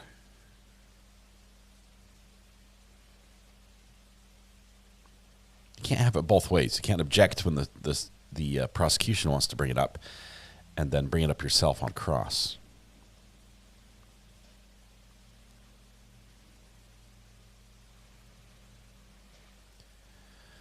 A lot of your comments in chat have been watching. Many people saying the same thing we've been feeling for quite a while, that it's the parts that are not matching up with the domestic violence victim, the traits you normally see in a domestic violence victim situation, I realize they can be very different, are not the controlling type traits we've seen in Sarah Boone through her letters, through how she's dealt with her lawyers.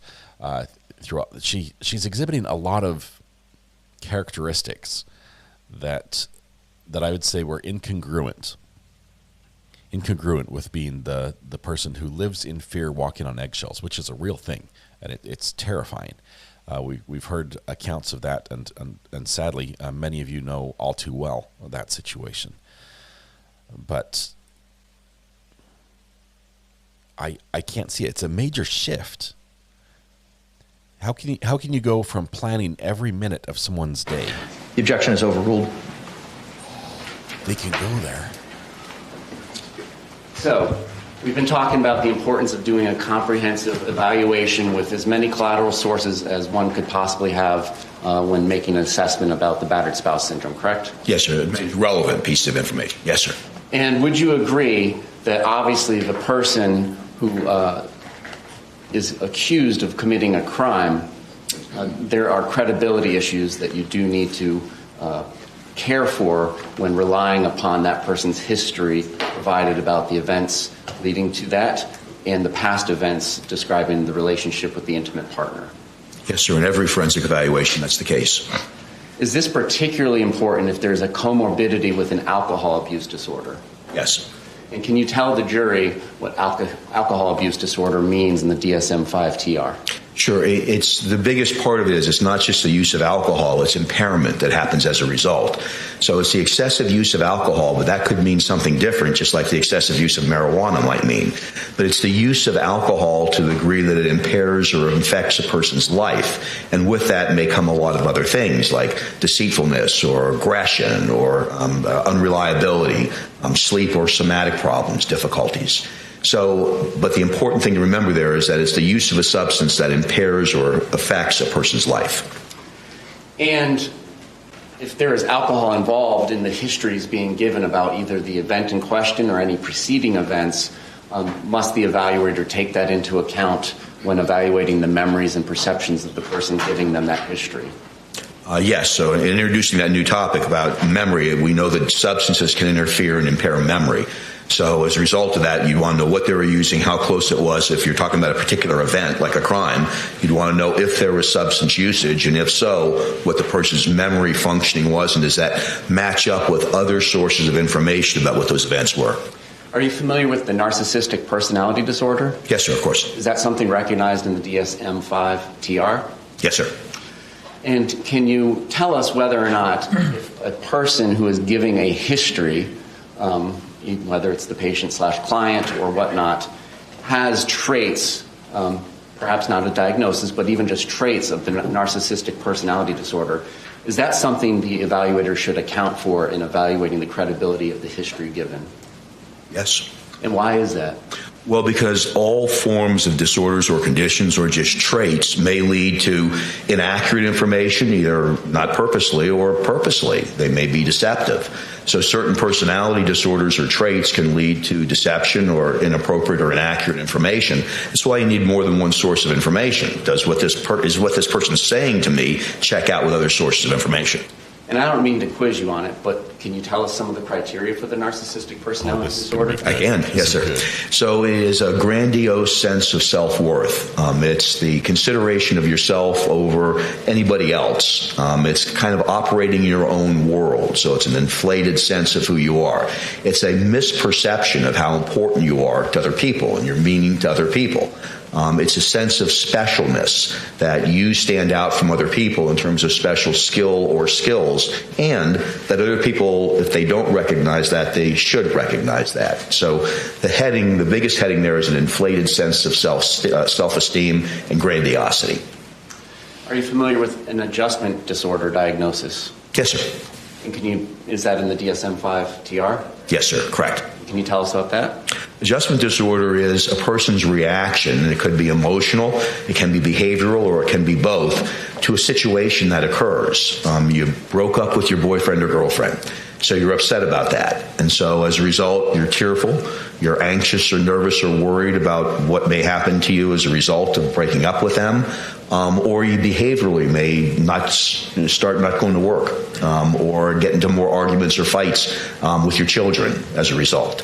So it's a temporary reaction to a stressful situation that occurs in some individuals. And hypothetically, if a person who is giving a history for criteria of diagnosis, let me strike that. If somebody is giving a history and that is being used to come to an evaluation conclusion of battered spouse syndrome, if that person has been diagnosed with adjustment disorder predating the traumatic relationship, is that something the evaluator should take into account? You'd want to know any prior diagnosis. Because it may not necessarily be exclusionary, but it could. So adjustment disorder is a temporary reaction. You're upset in a temporary period, and most of them just go away on their own.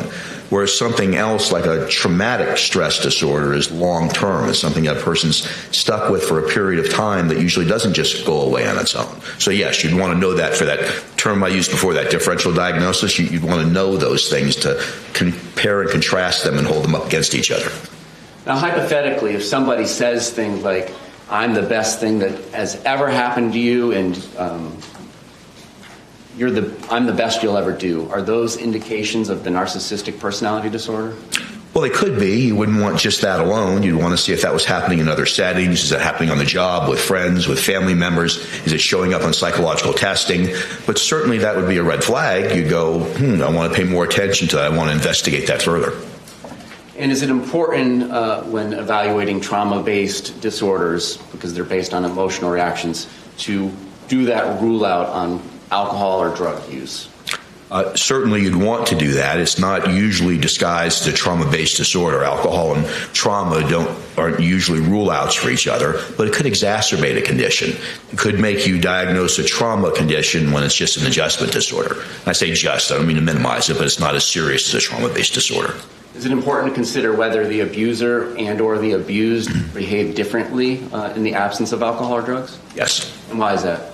Well, because you're trying to analyze a psychological condition. If, as a result of drug or alcohol abuse, their behavior changes or their perceptions change, that's not a psychological condition, that's a substance abuse disorder. So that's why you'd want to know that. So if their condition remains the same, maybe it's a little worse when they're using drugs or alcohol, but it's the same perception of threat or danger, then you're going to diagnose a trauma-based disorder. If not, then you're going to diagnose a substance abuse disorder. You can have both, but you'd want to rule one out as opposed to the other. And are you familiar with the classic three-step cycle of battered spouse syndrome or domestic violence? Yes, sir, I am. Can you explain that to the jury? Sure.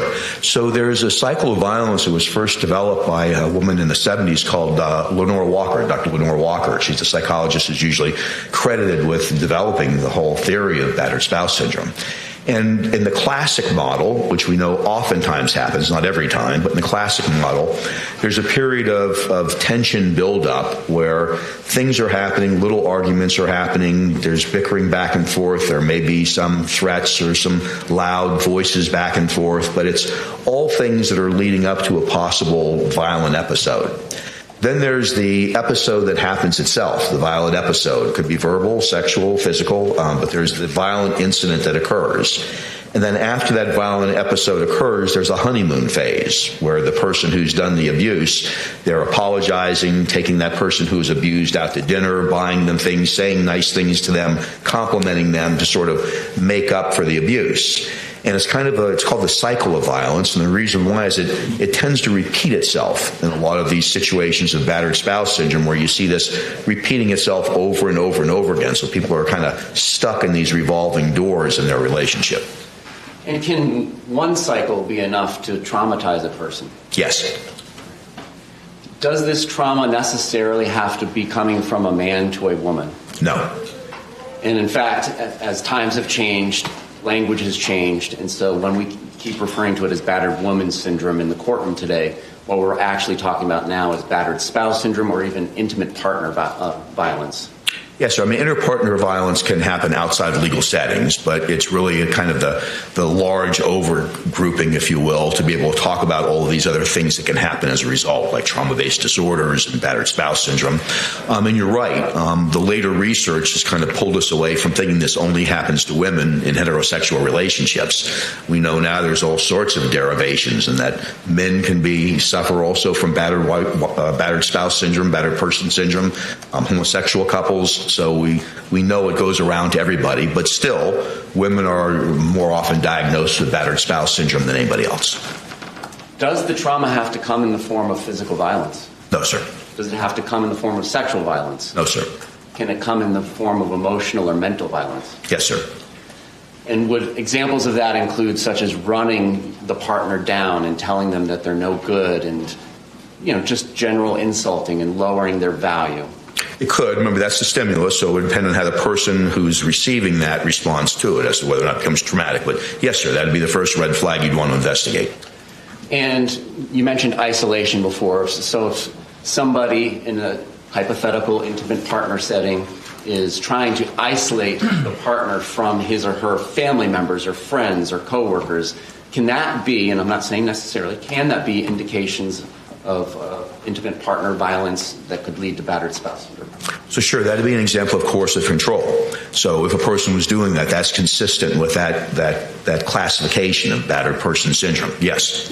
And hypothetically, controlling another person, the intimate partner's personal property or effects, such as a birth certificate or identification papers, can that be indication of emotional trauma towards the partner who is lacking the control over those identification papers? So that's a stimulus that could result, depending on how the person subjectively perceives it, in some trauma. So yes, all of the things that you mentioned could be stimulus, if you will, that a person could perceive as traumatic. And hypothetically, if one partner A gives partner B a gift, such as a bicycle, but partner A continues to maintain that the bicycle is his or hers because he or she bought it, even though it was a gift to B, can that be a form of emotional abuse towards B? Sure, it sounds like control, but I guess you could interpret it as emotional abuse too, but it sounds more like a control mechanism that'd be consistent.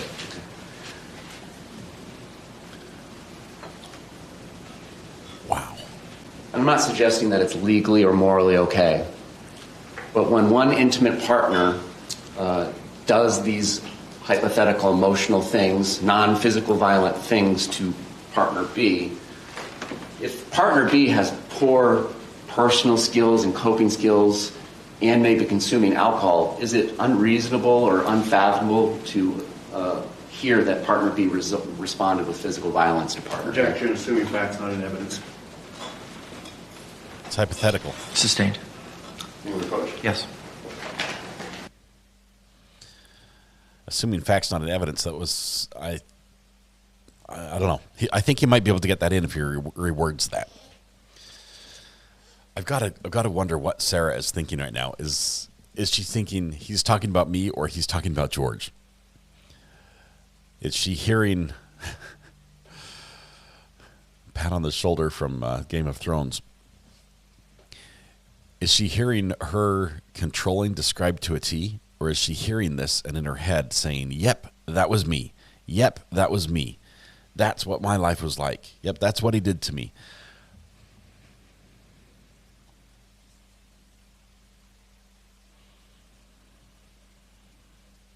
She doesn't look happy right now.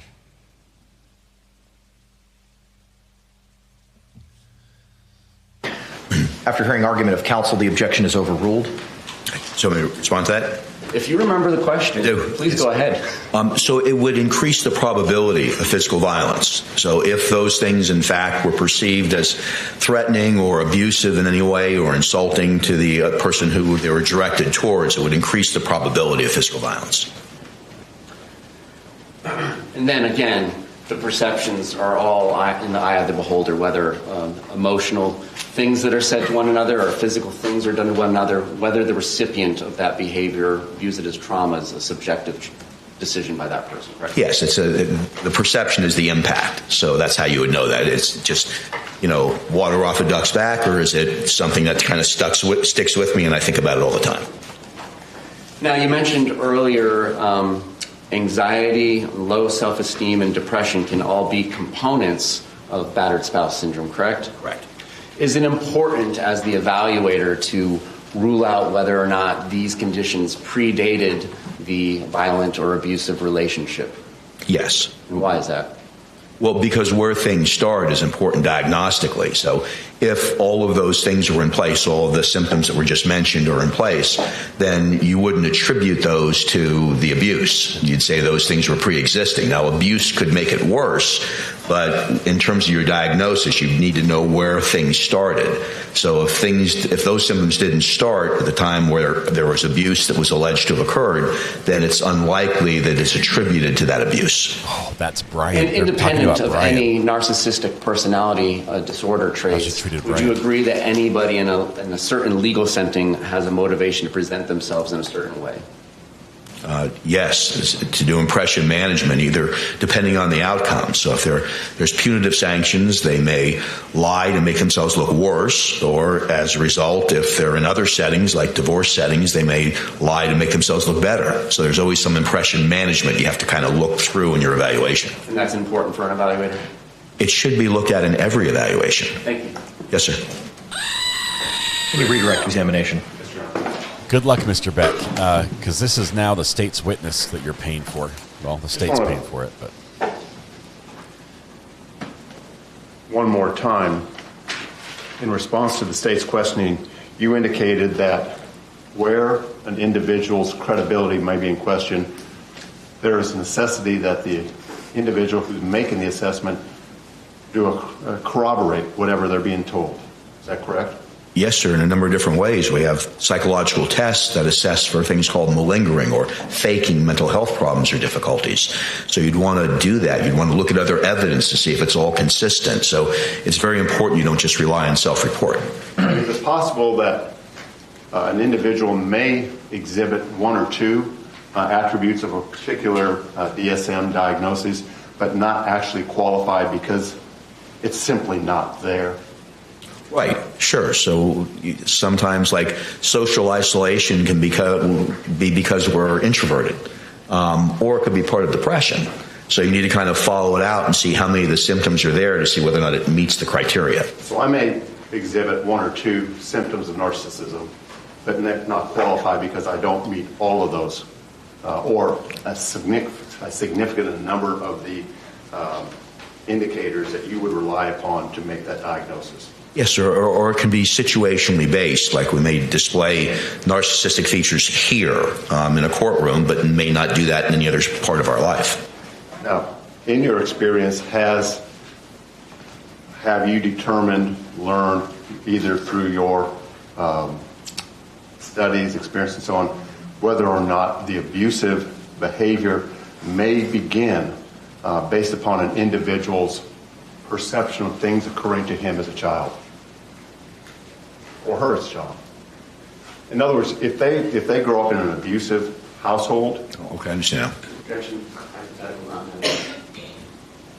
Sustained. Hypothetical. You've indicated that there are objection. things that, I think in response to the state's cross-examination, that there are things that may add to or may contribute to a particular psychosis or symptom. Would an individual's background as a child include those type of criteria? Yes, sir. You're more vulnerable to certain psychological conditions based on your history. So if you've been traumatized before, or bad situations have happened to you before, if you've suffered from depression before, it makes you more vulnerable to those conditions or other conditions later on. Finally, one question or one symptom that we haven't discussed, I don't think, or maybe it was discussed by the state, was learned helplessness. What is that? Learned helplessness, I've really spoken about it a little bit, but now we have the fancy term for it. Learned helplessness was really researched by someone named Seligson, a doctor named Seligson, psychologist, research psychologist. And just real briefly, what it is, it's when someone kind of gives up and feels like there's nothing that they can do to change their situation. It was originally done with laboratory animals. But where a person really feels that no matter what strategy they've taken, like leave, stay, fight, whatever it might be, it won't work. It usually leads to depression or developments of other strategies, like I have to appease or please or make sure I do everything correctly or apologize. So it's really believing that no matter what you do, it won't be effective. Doctor, thank you for your testimony. Thank you for traveling up here from Miami so early in the morning. No problem at all. Thanks for the rest. Thank you, sir. You can be excused. Thank you, Your Honor. Did you say defense would rest? Please approach for a moment. He said defense would rest just with this witness, I think. They've got another expert that's at least coming tomorrow.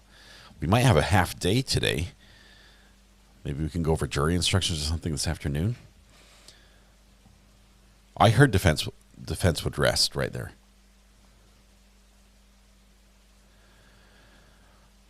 That witness, oh my goodness.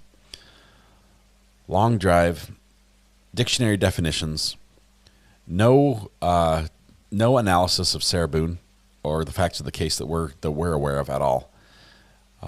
And because of that, he didn't know where not to step and where to step. And he answered every question, and the state flipped him. The state absolutely flipped him.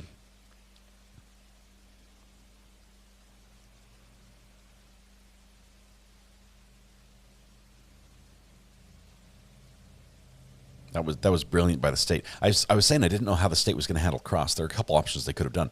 They could have made the doctor look silly, right?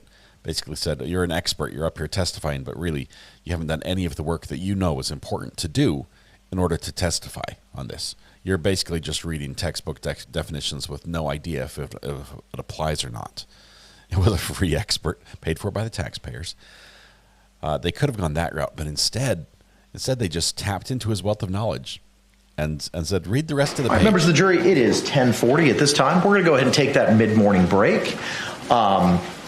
Similar instruction I've given you over the last couple of days. I'm sure you're tired of hearing it, but I got to keep telling you. Please don't have any conversations among yourselves or anyone else about the persons, places, things, or charge involved in this case, and do not conduct any independent research on those things. We'll see you back here in about 15 minutes at 5 till 11. Thank you very much.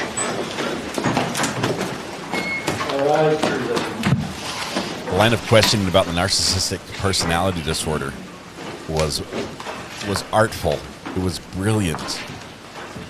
As they just described things that we've heard Sarah do, and the witness on the stand's like, "Yep, that's your abuser. There's your abuser." It was. I wanted to do a whole bunch of these, but I know you're going to get sick of the sound in this trial. Y'all may be seated. Thank you. All right, we'll be in recess for approximately 15 minutes. Thank you. Donna, this particular court allows us to have one video camera in the courtroom, so everything is filmed from the perspective of that tripod, and where it's positioned is decided by the court.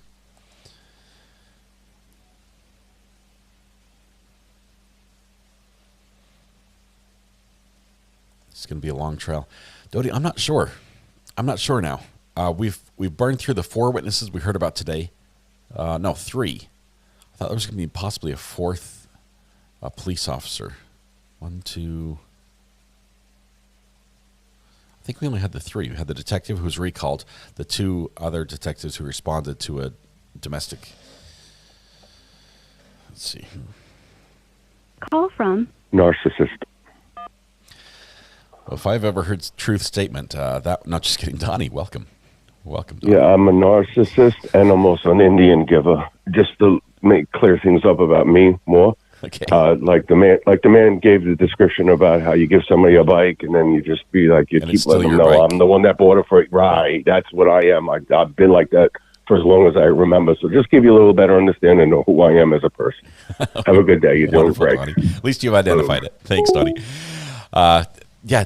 I don't know. Did Sarah Boone give George a bike? I thought there was a bike involved.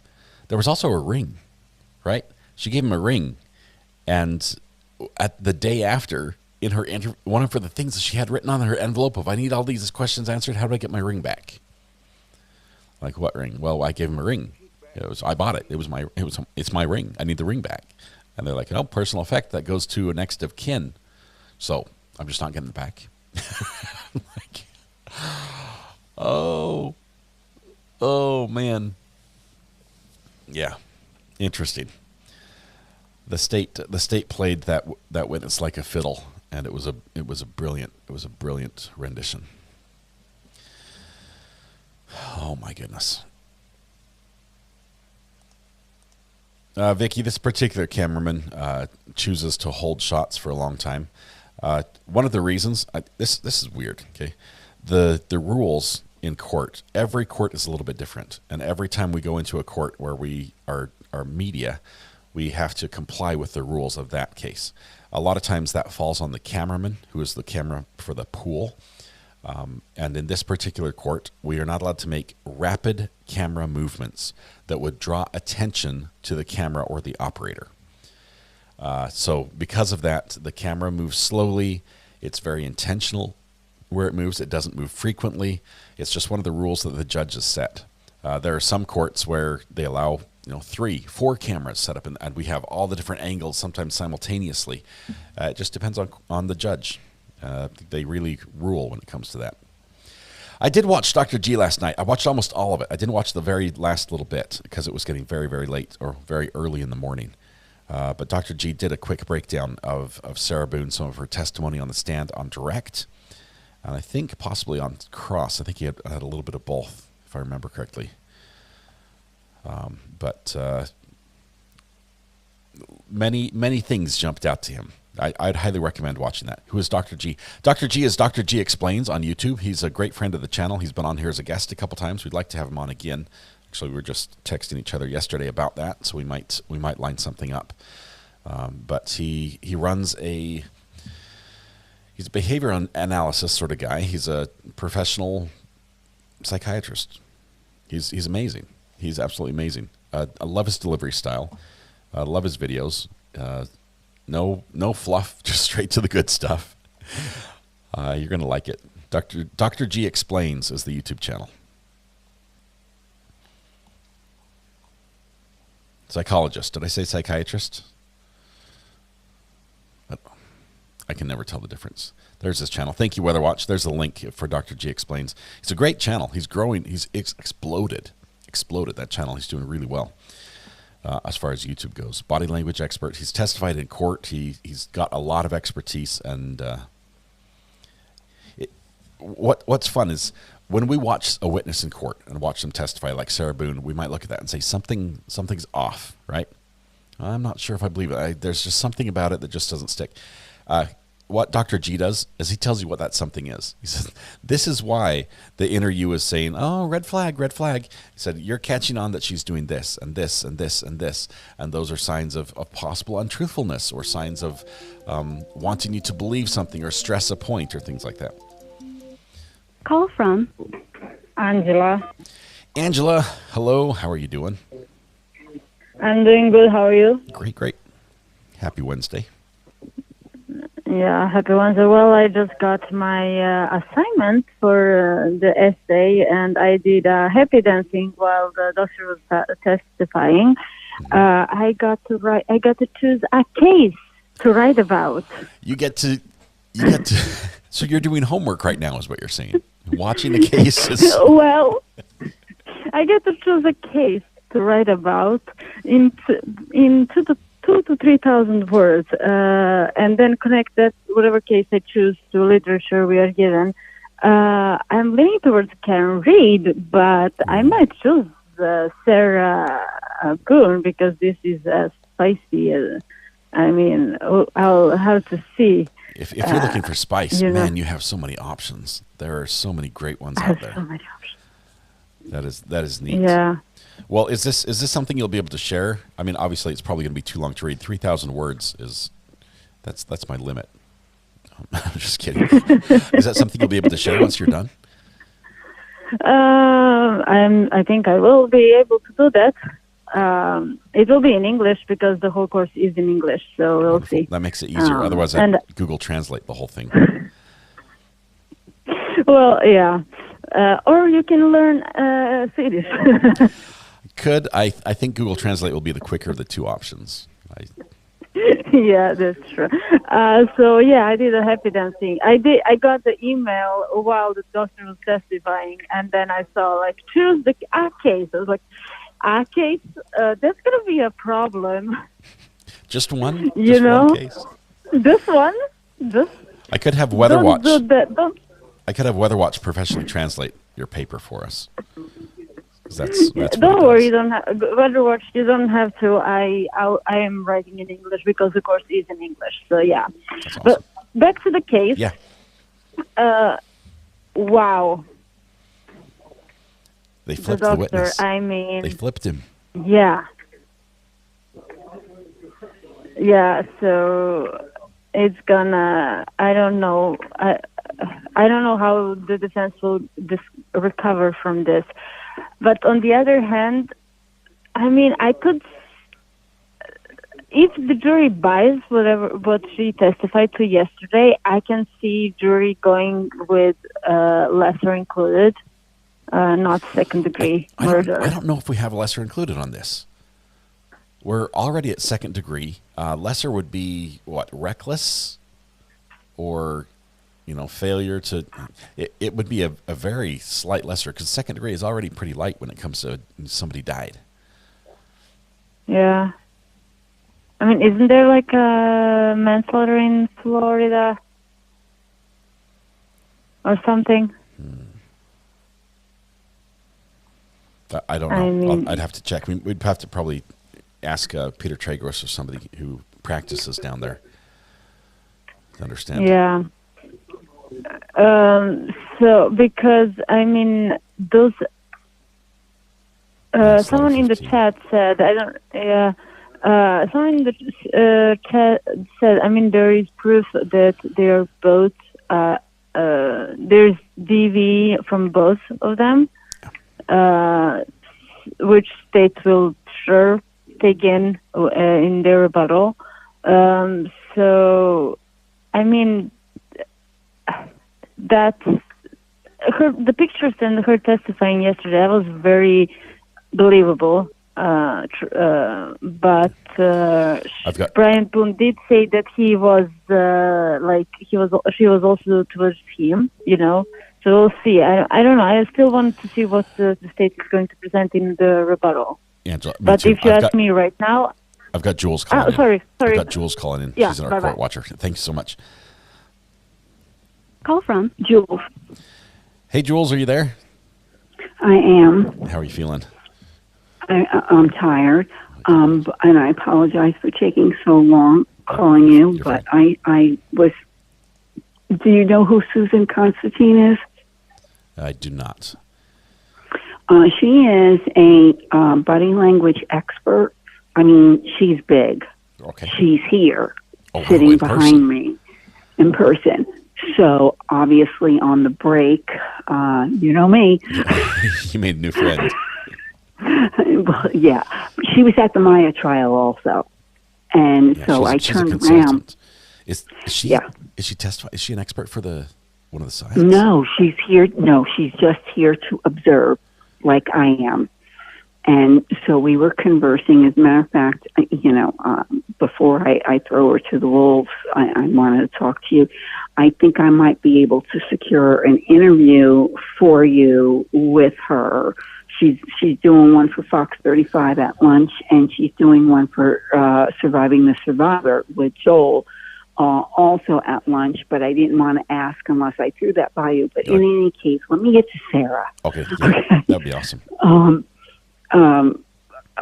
I spoke with Susan, and we were discussing juror number 13. She sees and is observing exactly what I am. And she said that there's definitely what's called trauma bonding going on here. The juror that sits next to juror 13, like they're both nodding and, with each other. And then during sidebars, you know, they literally are watching Sarah. So Susan said, I asked Susan, why would both sides accept this particular juror? And she said that she was really very surprised that the state kept her, because it's bad for the state and it is good for Sarah. But yeah. Wow. So and, you're saying that Juror 13 appears to be agreeing with the defense?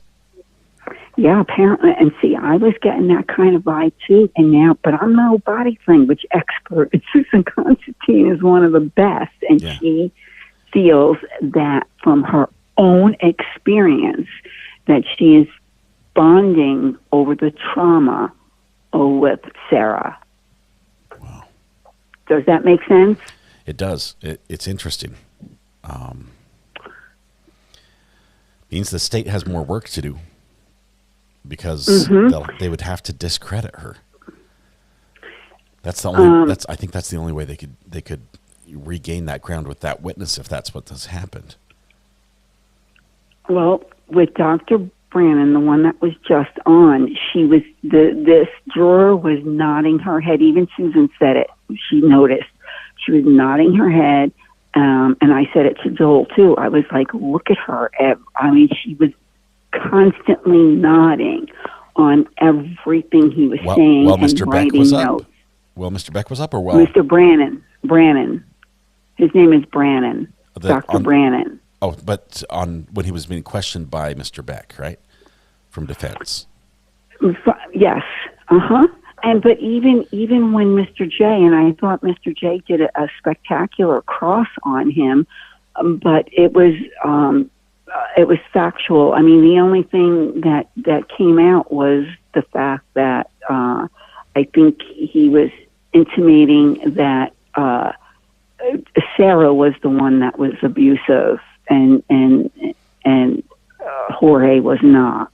But in any case, he's the only downside is that he didn't assess her. Yeah, it's interesting watching from our side, from the outside, not seeing the jury. It looked like the state completely flipped that witness and got him to testify about all the things that Sarah was doing wrong, and that she was the controller. Right. So fascinating. Jules, thank you so much. I appreciate the scoop. Obviously, we would love to talk to Susan Constantine. She's been on CNN, Fox News, HLN. And she's been on Court TV. She's been everywhere. So if I could secure it at lunchtime, or what do you want to do? How do you want to do that? I'd probably reach out and contact her. It would be a separate stream over StreamYard, probably in the evening. All right, I'll get her contact information and forward it to you. She's very open to interviews. So, yeah, she's informative. Oh, my gosh. And she remembers me from the Maya trial. They're back. You got to get in there. Thanks. Bye. Jules doing a great job in there as we return to court. Interesting. I knew this case was going to draw a lot of eyes from a lot of people. Obviously, Susan Constantine. Body language expert, media personality, communication expert, leadership coach, trainer, primetime. We are back on the record. 2020 CF 2603, State of Florida versus Sarah Boone. State. David Shore on behalf of the state. Boone Jason State. Defense. James Owens for Sarah Boone. Kelly Henderson for Sarah Boone. Kevin Beck on behalf of Sarah Boone. All right, Ms. Boone is still seated at counsel's table. Yes, Mr. Owens. Judge, we had several late witnesses that were scheduled. Where's that for this?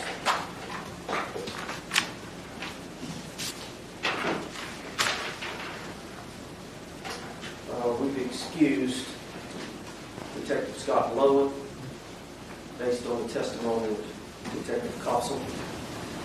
We've excused Abraham Marino, who was going to be recalled based on the testimony of Detective Koepsell.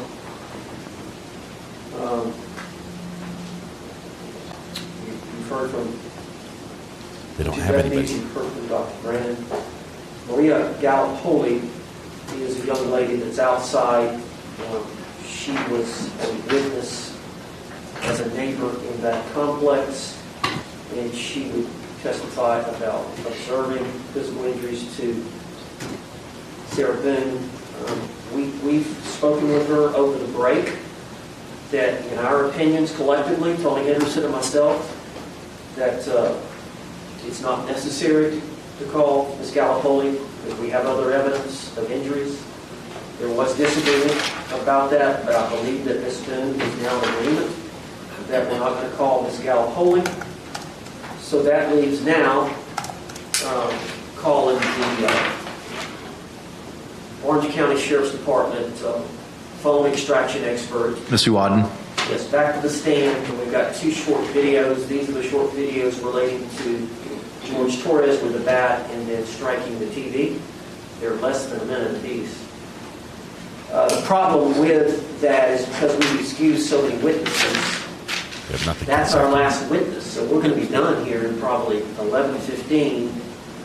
And then... Our expert comes But tomorrow. Ms. Walker is supposed to be here at 1 o'clock? That's correct. Okay, all right.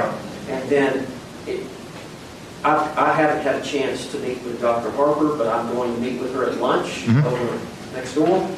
And we anticipate Dr. Harper this afternoon. And then we may be really close to ending the defense's case. Okay, great. Thank you for letting me know that. We're going to have a gap here. Okay, so early lunch, long lunch. That may, well, if you're saying that your presentation with Ms. Ayden is 15 minutes, I don't know what the cross is going to be. It may be de minimis, or you may be saving her for rebuttal. I don't know. De minimis. Mr. J or Mr. Cacciatore? I'm sorry. As it relates to Ms. Ayden, CSI Tech, you're not calling her in rebuttal? The predicate during her trial testimony during our case in chief for the exhibit, I'm going to put in rebuttal. Okay, awesome. So what we can do is we can proceed with Ms. Ayden, and we could just take an early lunch and ask them to be back here maybe 12:50. So that way, if we have any issues, we can address them before we start at 1 o'clock. Ms. Boone, you were sworn this morning. I just got a couple of things to go over with you. There was a list of witnesses that was provided to the court last night and again this morning as potential witnesses that may be called in your defense. One of those witnesses was Maria Gallipoli. Your lawyers have advised that they may not be calling that person as a witness in this case. Do you understand that? I do. And again, similar to other conversations we've had, I don't want to go into any specifics of any conversations that you've had with any of your lawyers, just whether or not you've had them. Have you had conversations with your lawyers about calling Miss Gallipoli as a witness? Yes. Have you had conversations with your attorneys about why they are deciding not to call her as a witness? Yes. And similar to what we discussed yesterday, do you understand that your attorneys make the trial strategy decisions, including what witnesses to call or not to call? Yes. Okay. Are you still satisfied with their representation of you in this matter? Yes. And are you still on board with the strategy that has been employed in your defense? Yes. Are you in agreement with the strategy not to call Ms. Gallipoli as a witness in this case? I am. Okay. All right. Thank you very much, ma'am. Then let's go ahead and bring our jury back in, and we can call Ms. Ayden and go from there. Mr. All right. Can you excuse Ms. Gallipoli? All right. Thank you very much. Let's go ahead and stand and bring back in our panel. Well, we're virtually at the end of the defense's case right here. Mr. Owens, how do you spell Gallipoli? What I have, Gallipoli. The neighbor was excused. She won't be called. She was here in the courthouse.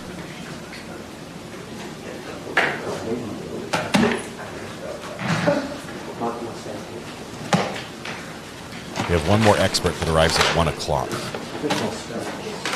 thought they hadn't deposed her yet, but maybe they have. We could be in verdict watch this evening.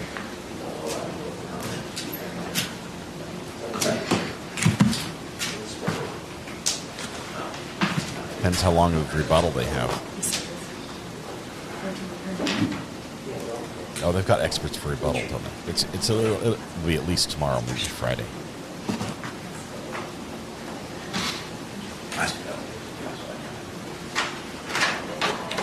All rise, prisoner.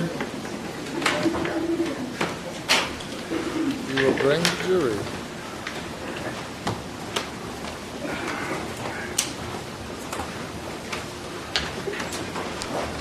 Once this case is over, we are going back to the fire pit case where we have been mentioned in court. We will be mentioned again tomorrow. We might have cracked the case there. State, do you recognize our jury? Yes, Your Honor. Defense, do you recognize our jury? Yes. I think you all can be seated. Members of the jury, once seated again, if you could confirm that you complied with the court's instructions during our break by raising your hands.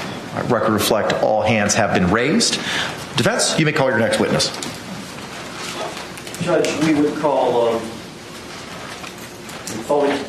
forensic phone extraction officer with the Orange County Sheriff's Department, Officer Wadden, to the stand. Thank you. We'll bring her in. In the Georgia v. Ferris case, I said something during the live stream, and somebody watching the case was mentioned was the stepmother of the boyfriend of the defendant. The boyfriend was testifying. That stepmother, when I said something, I said it was her gun that was stolen. Her guilty conscience got the best of her because she was watching our stream. And she called in and said, I need to report that my gun was stolen. I feel bad about this. And she described watching our stream about that. So she's going to come in and testify tomorrow on that case. It's wild. We did a little short live about that. You could go back and watch the replay and see where everything, how it matched up. But it was a bizarre moment. Do you swear or affirm that the testimony you should give shall be the truth, the whole truth, and nothing but the truth, so help you God? I do. Good morning, ma'am. Could you state and spell your name for the record for us? First name is Janella, Junella. Last name Wadden, UAD as in Delta, AN. Counselor, you may inquire. Ms. Wadden, again, your official title? Digital forensics examiner. And are you referred to as a detective, or what is you? Just an examiner. Okay. Ma'am, Judge, can I approach the witness? Yes, of course. Ma'am, I'm going to show you what has been marked as identification defense exhibit AA. And you recognize that video or that CD of the video? Yes. Well, I think we kind of prepped you on it ahead of time. That was extracted from the Sarah Boone phone that you were asked to extract? Yes, one of the media files, yes. Okay, and is that video a fair and accurate depiction of one of the videos that was extracted from Sarah Boone's phone? Yes. And then identification C, defense identification, same type question. You've had a chance to review that video, and is that one of the videos that was extracted from the Sarah Boone phone? Yes. Judge, at this time, I'd like to have these introduced into evidence. Any objections? No objection. All right, what was pre-marked as AA will be received into evidence without objection as defendant 17. What was pre-marked as Z will be received into evidence without objection as defendants 18. These are short. These, I believe, are both videos of George smashing the TV with the baseball bat. We've seen screenshots from this video. This was, to my understanding, filmed by Sarah Boone at George's demand. Judge, we're going to play Exhibit 17 first. You may proceed. And is there a volume? Judge, do you have control of the volume? Volume is on. Content warning. We're not sure what the audio is going to sound like. I'm going to turn my face off for this in case it covers something. You're going to help me take this shit out. Real shit. You're going to help me take it out. You're going to help me take this shit out.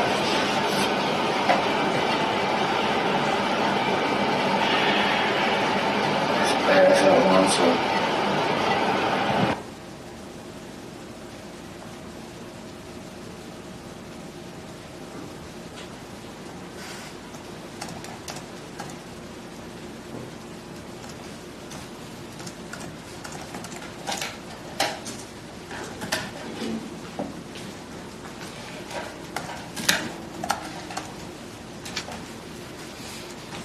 Judge, I'm asking to publish Exhibit 18. You may proceed.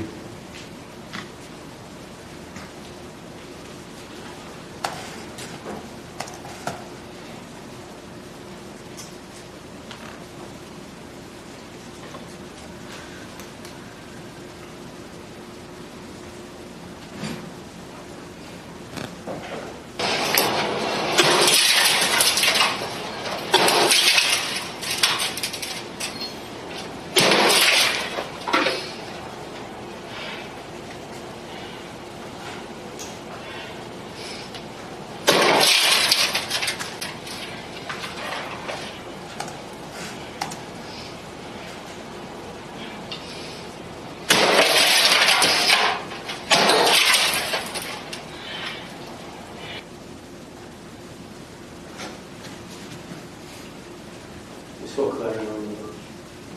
Say again, sir. We spoke about it earlier. Yes, understood.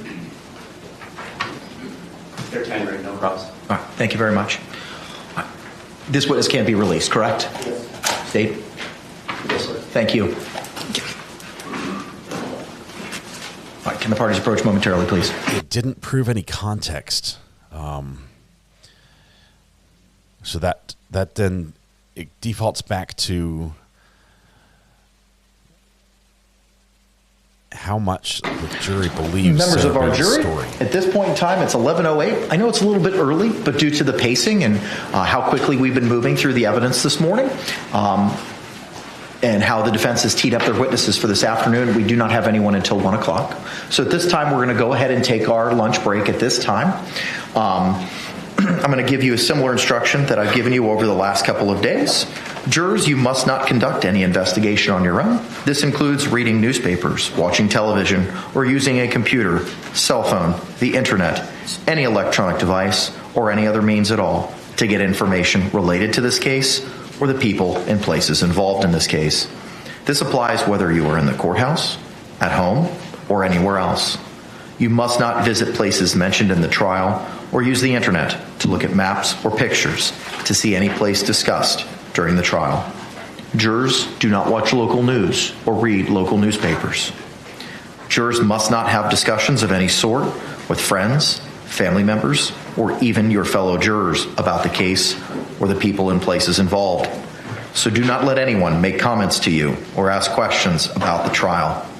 I want to stress again that just as you must not talk about this case face-to-face, you must not talk about this case by using an electronic device. You must not use phones, computers, or other electronic devices to communicate. Do not send or accept any messages related to this case or your jury service. Do not discuss this case or ask for advice by any means at all, including posting information on an internet website, chat room, or blog. With that, members of the jury, I'm going to ask you to return here to 12 Alpha at 12:50, and we'll pick up shortly thereafter. Thank you so much for your service.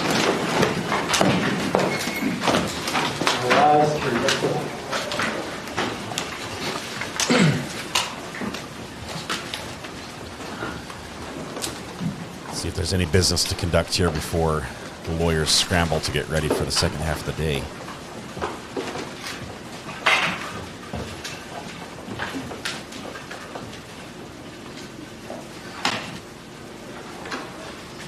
Y'all may be done. Thank you. State, anything we need to address? Nothing, thank you. Defense? No, sir. All right, we'll see you all at 12:50. Thank you very much. Court's in recess. All right, we're going to go to lunch. What we're going to do is the same thing that we did before. We're going to stop this live stream, start a new one. I'm going to portal everyone over, we'll stop and start this one. I'll portal everyone over so it'll be a seamless transition. We'll keep the video going from court so you will know that you're not going to miss a thing that's happening. You'll be able to see the seal on the wall and everything else. As we're covering from court, we have a live view down there connected to the media portal outside the courthouse, and it's providing us this image, which I must say, Chris from Trial TV looks beautiful. Thank you very much, Chris, for all that. Let's see. I think we have I've got the new one built. So let me just build the redirect. And that's done as well. All right. Are we going on a long break? No, we're going to be back. What it's going to look like is basically whatever the court feed is. It's probably the camera pointing at the seal. And maybe I'm going to turn on my studio cam instead of my primary camera, so it's going to look like maybe this in the corner, but it'll be live. I mean, I'll still be down here. That being said, my studio camera froze. Hang on.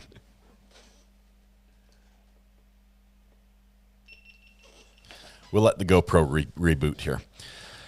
Is Jules going to call in again? We'll see. She's trying to line us up an interview with Susan Constantine, who was a body language expert. Who was there in court as well, has been observing the jurors sitting right behind Jules in court today. Hopefully we can get those pieces put together. We can watch for more mice. Yes, I told my daughter she was on camera. She's like, oh. She had no clue. All right, GoPro's set up.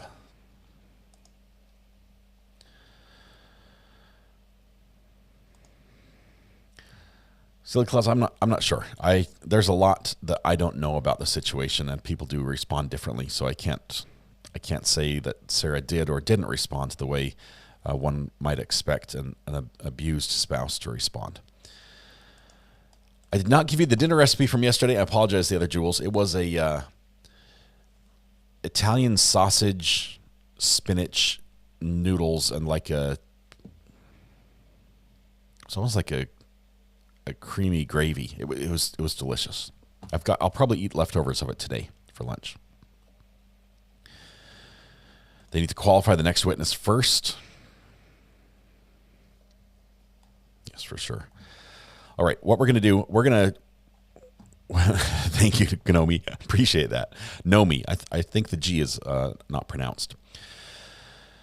It's not a recipe. I'll work on the recipe.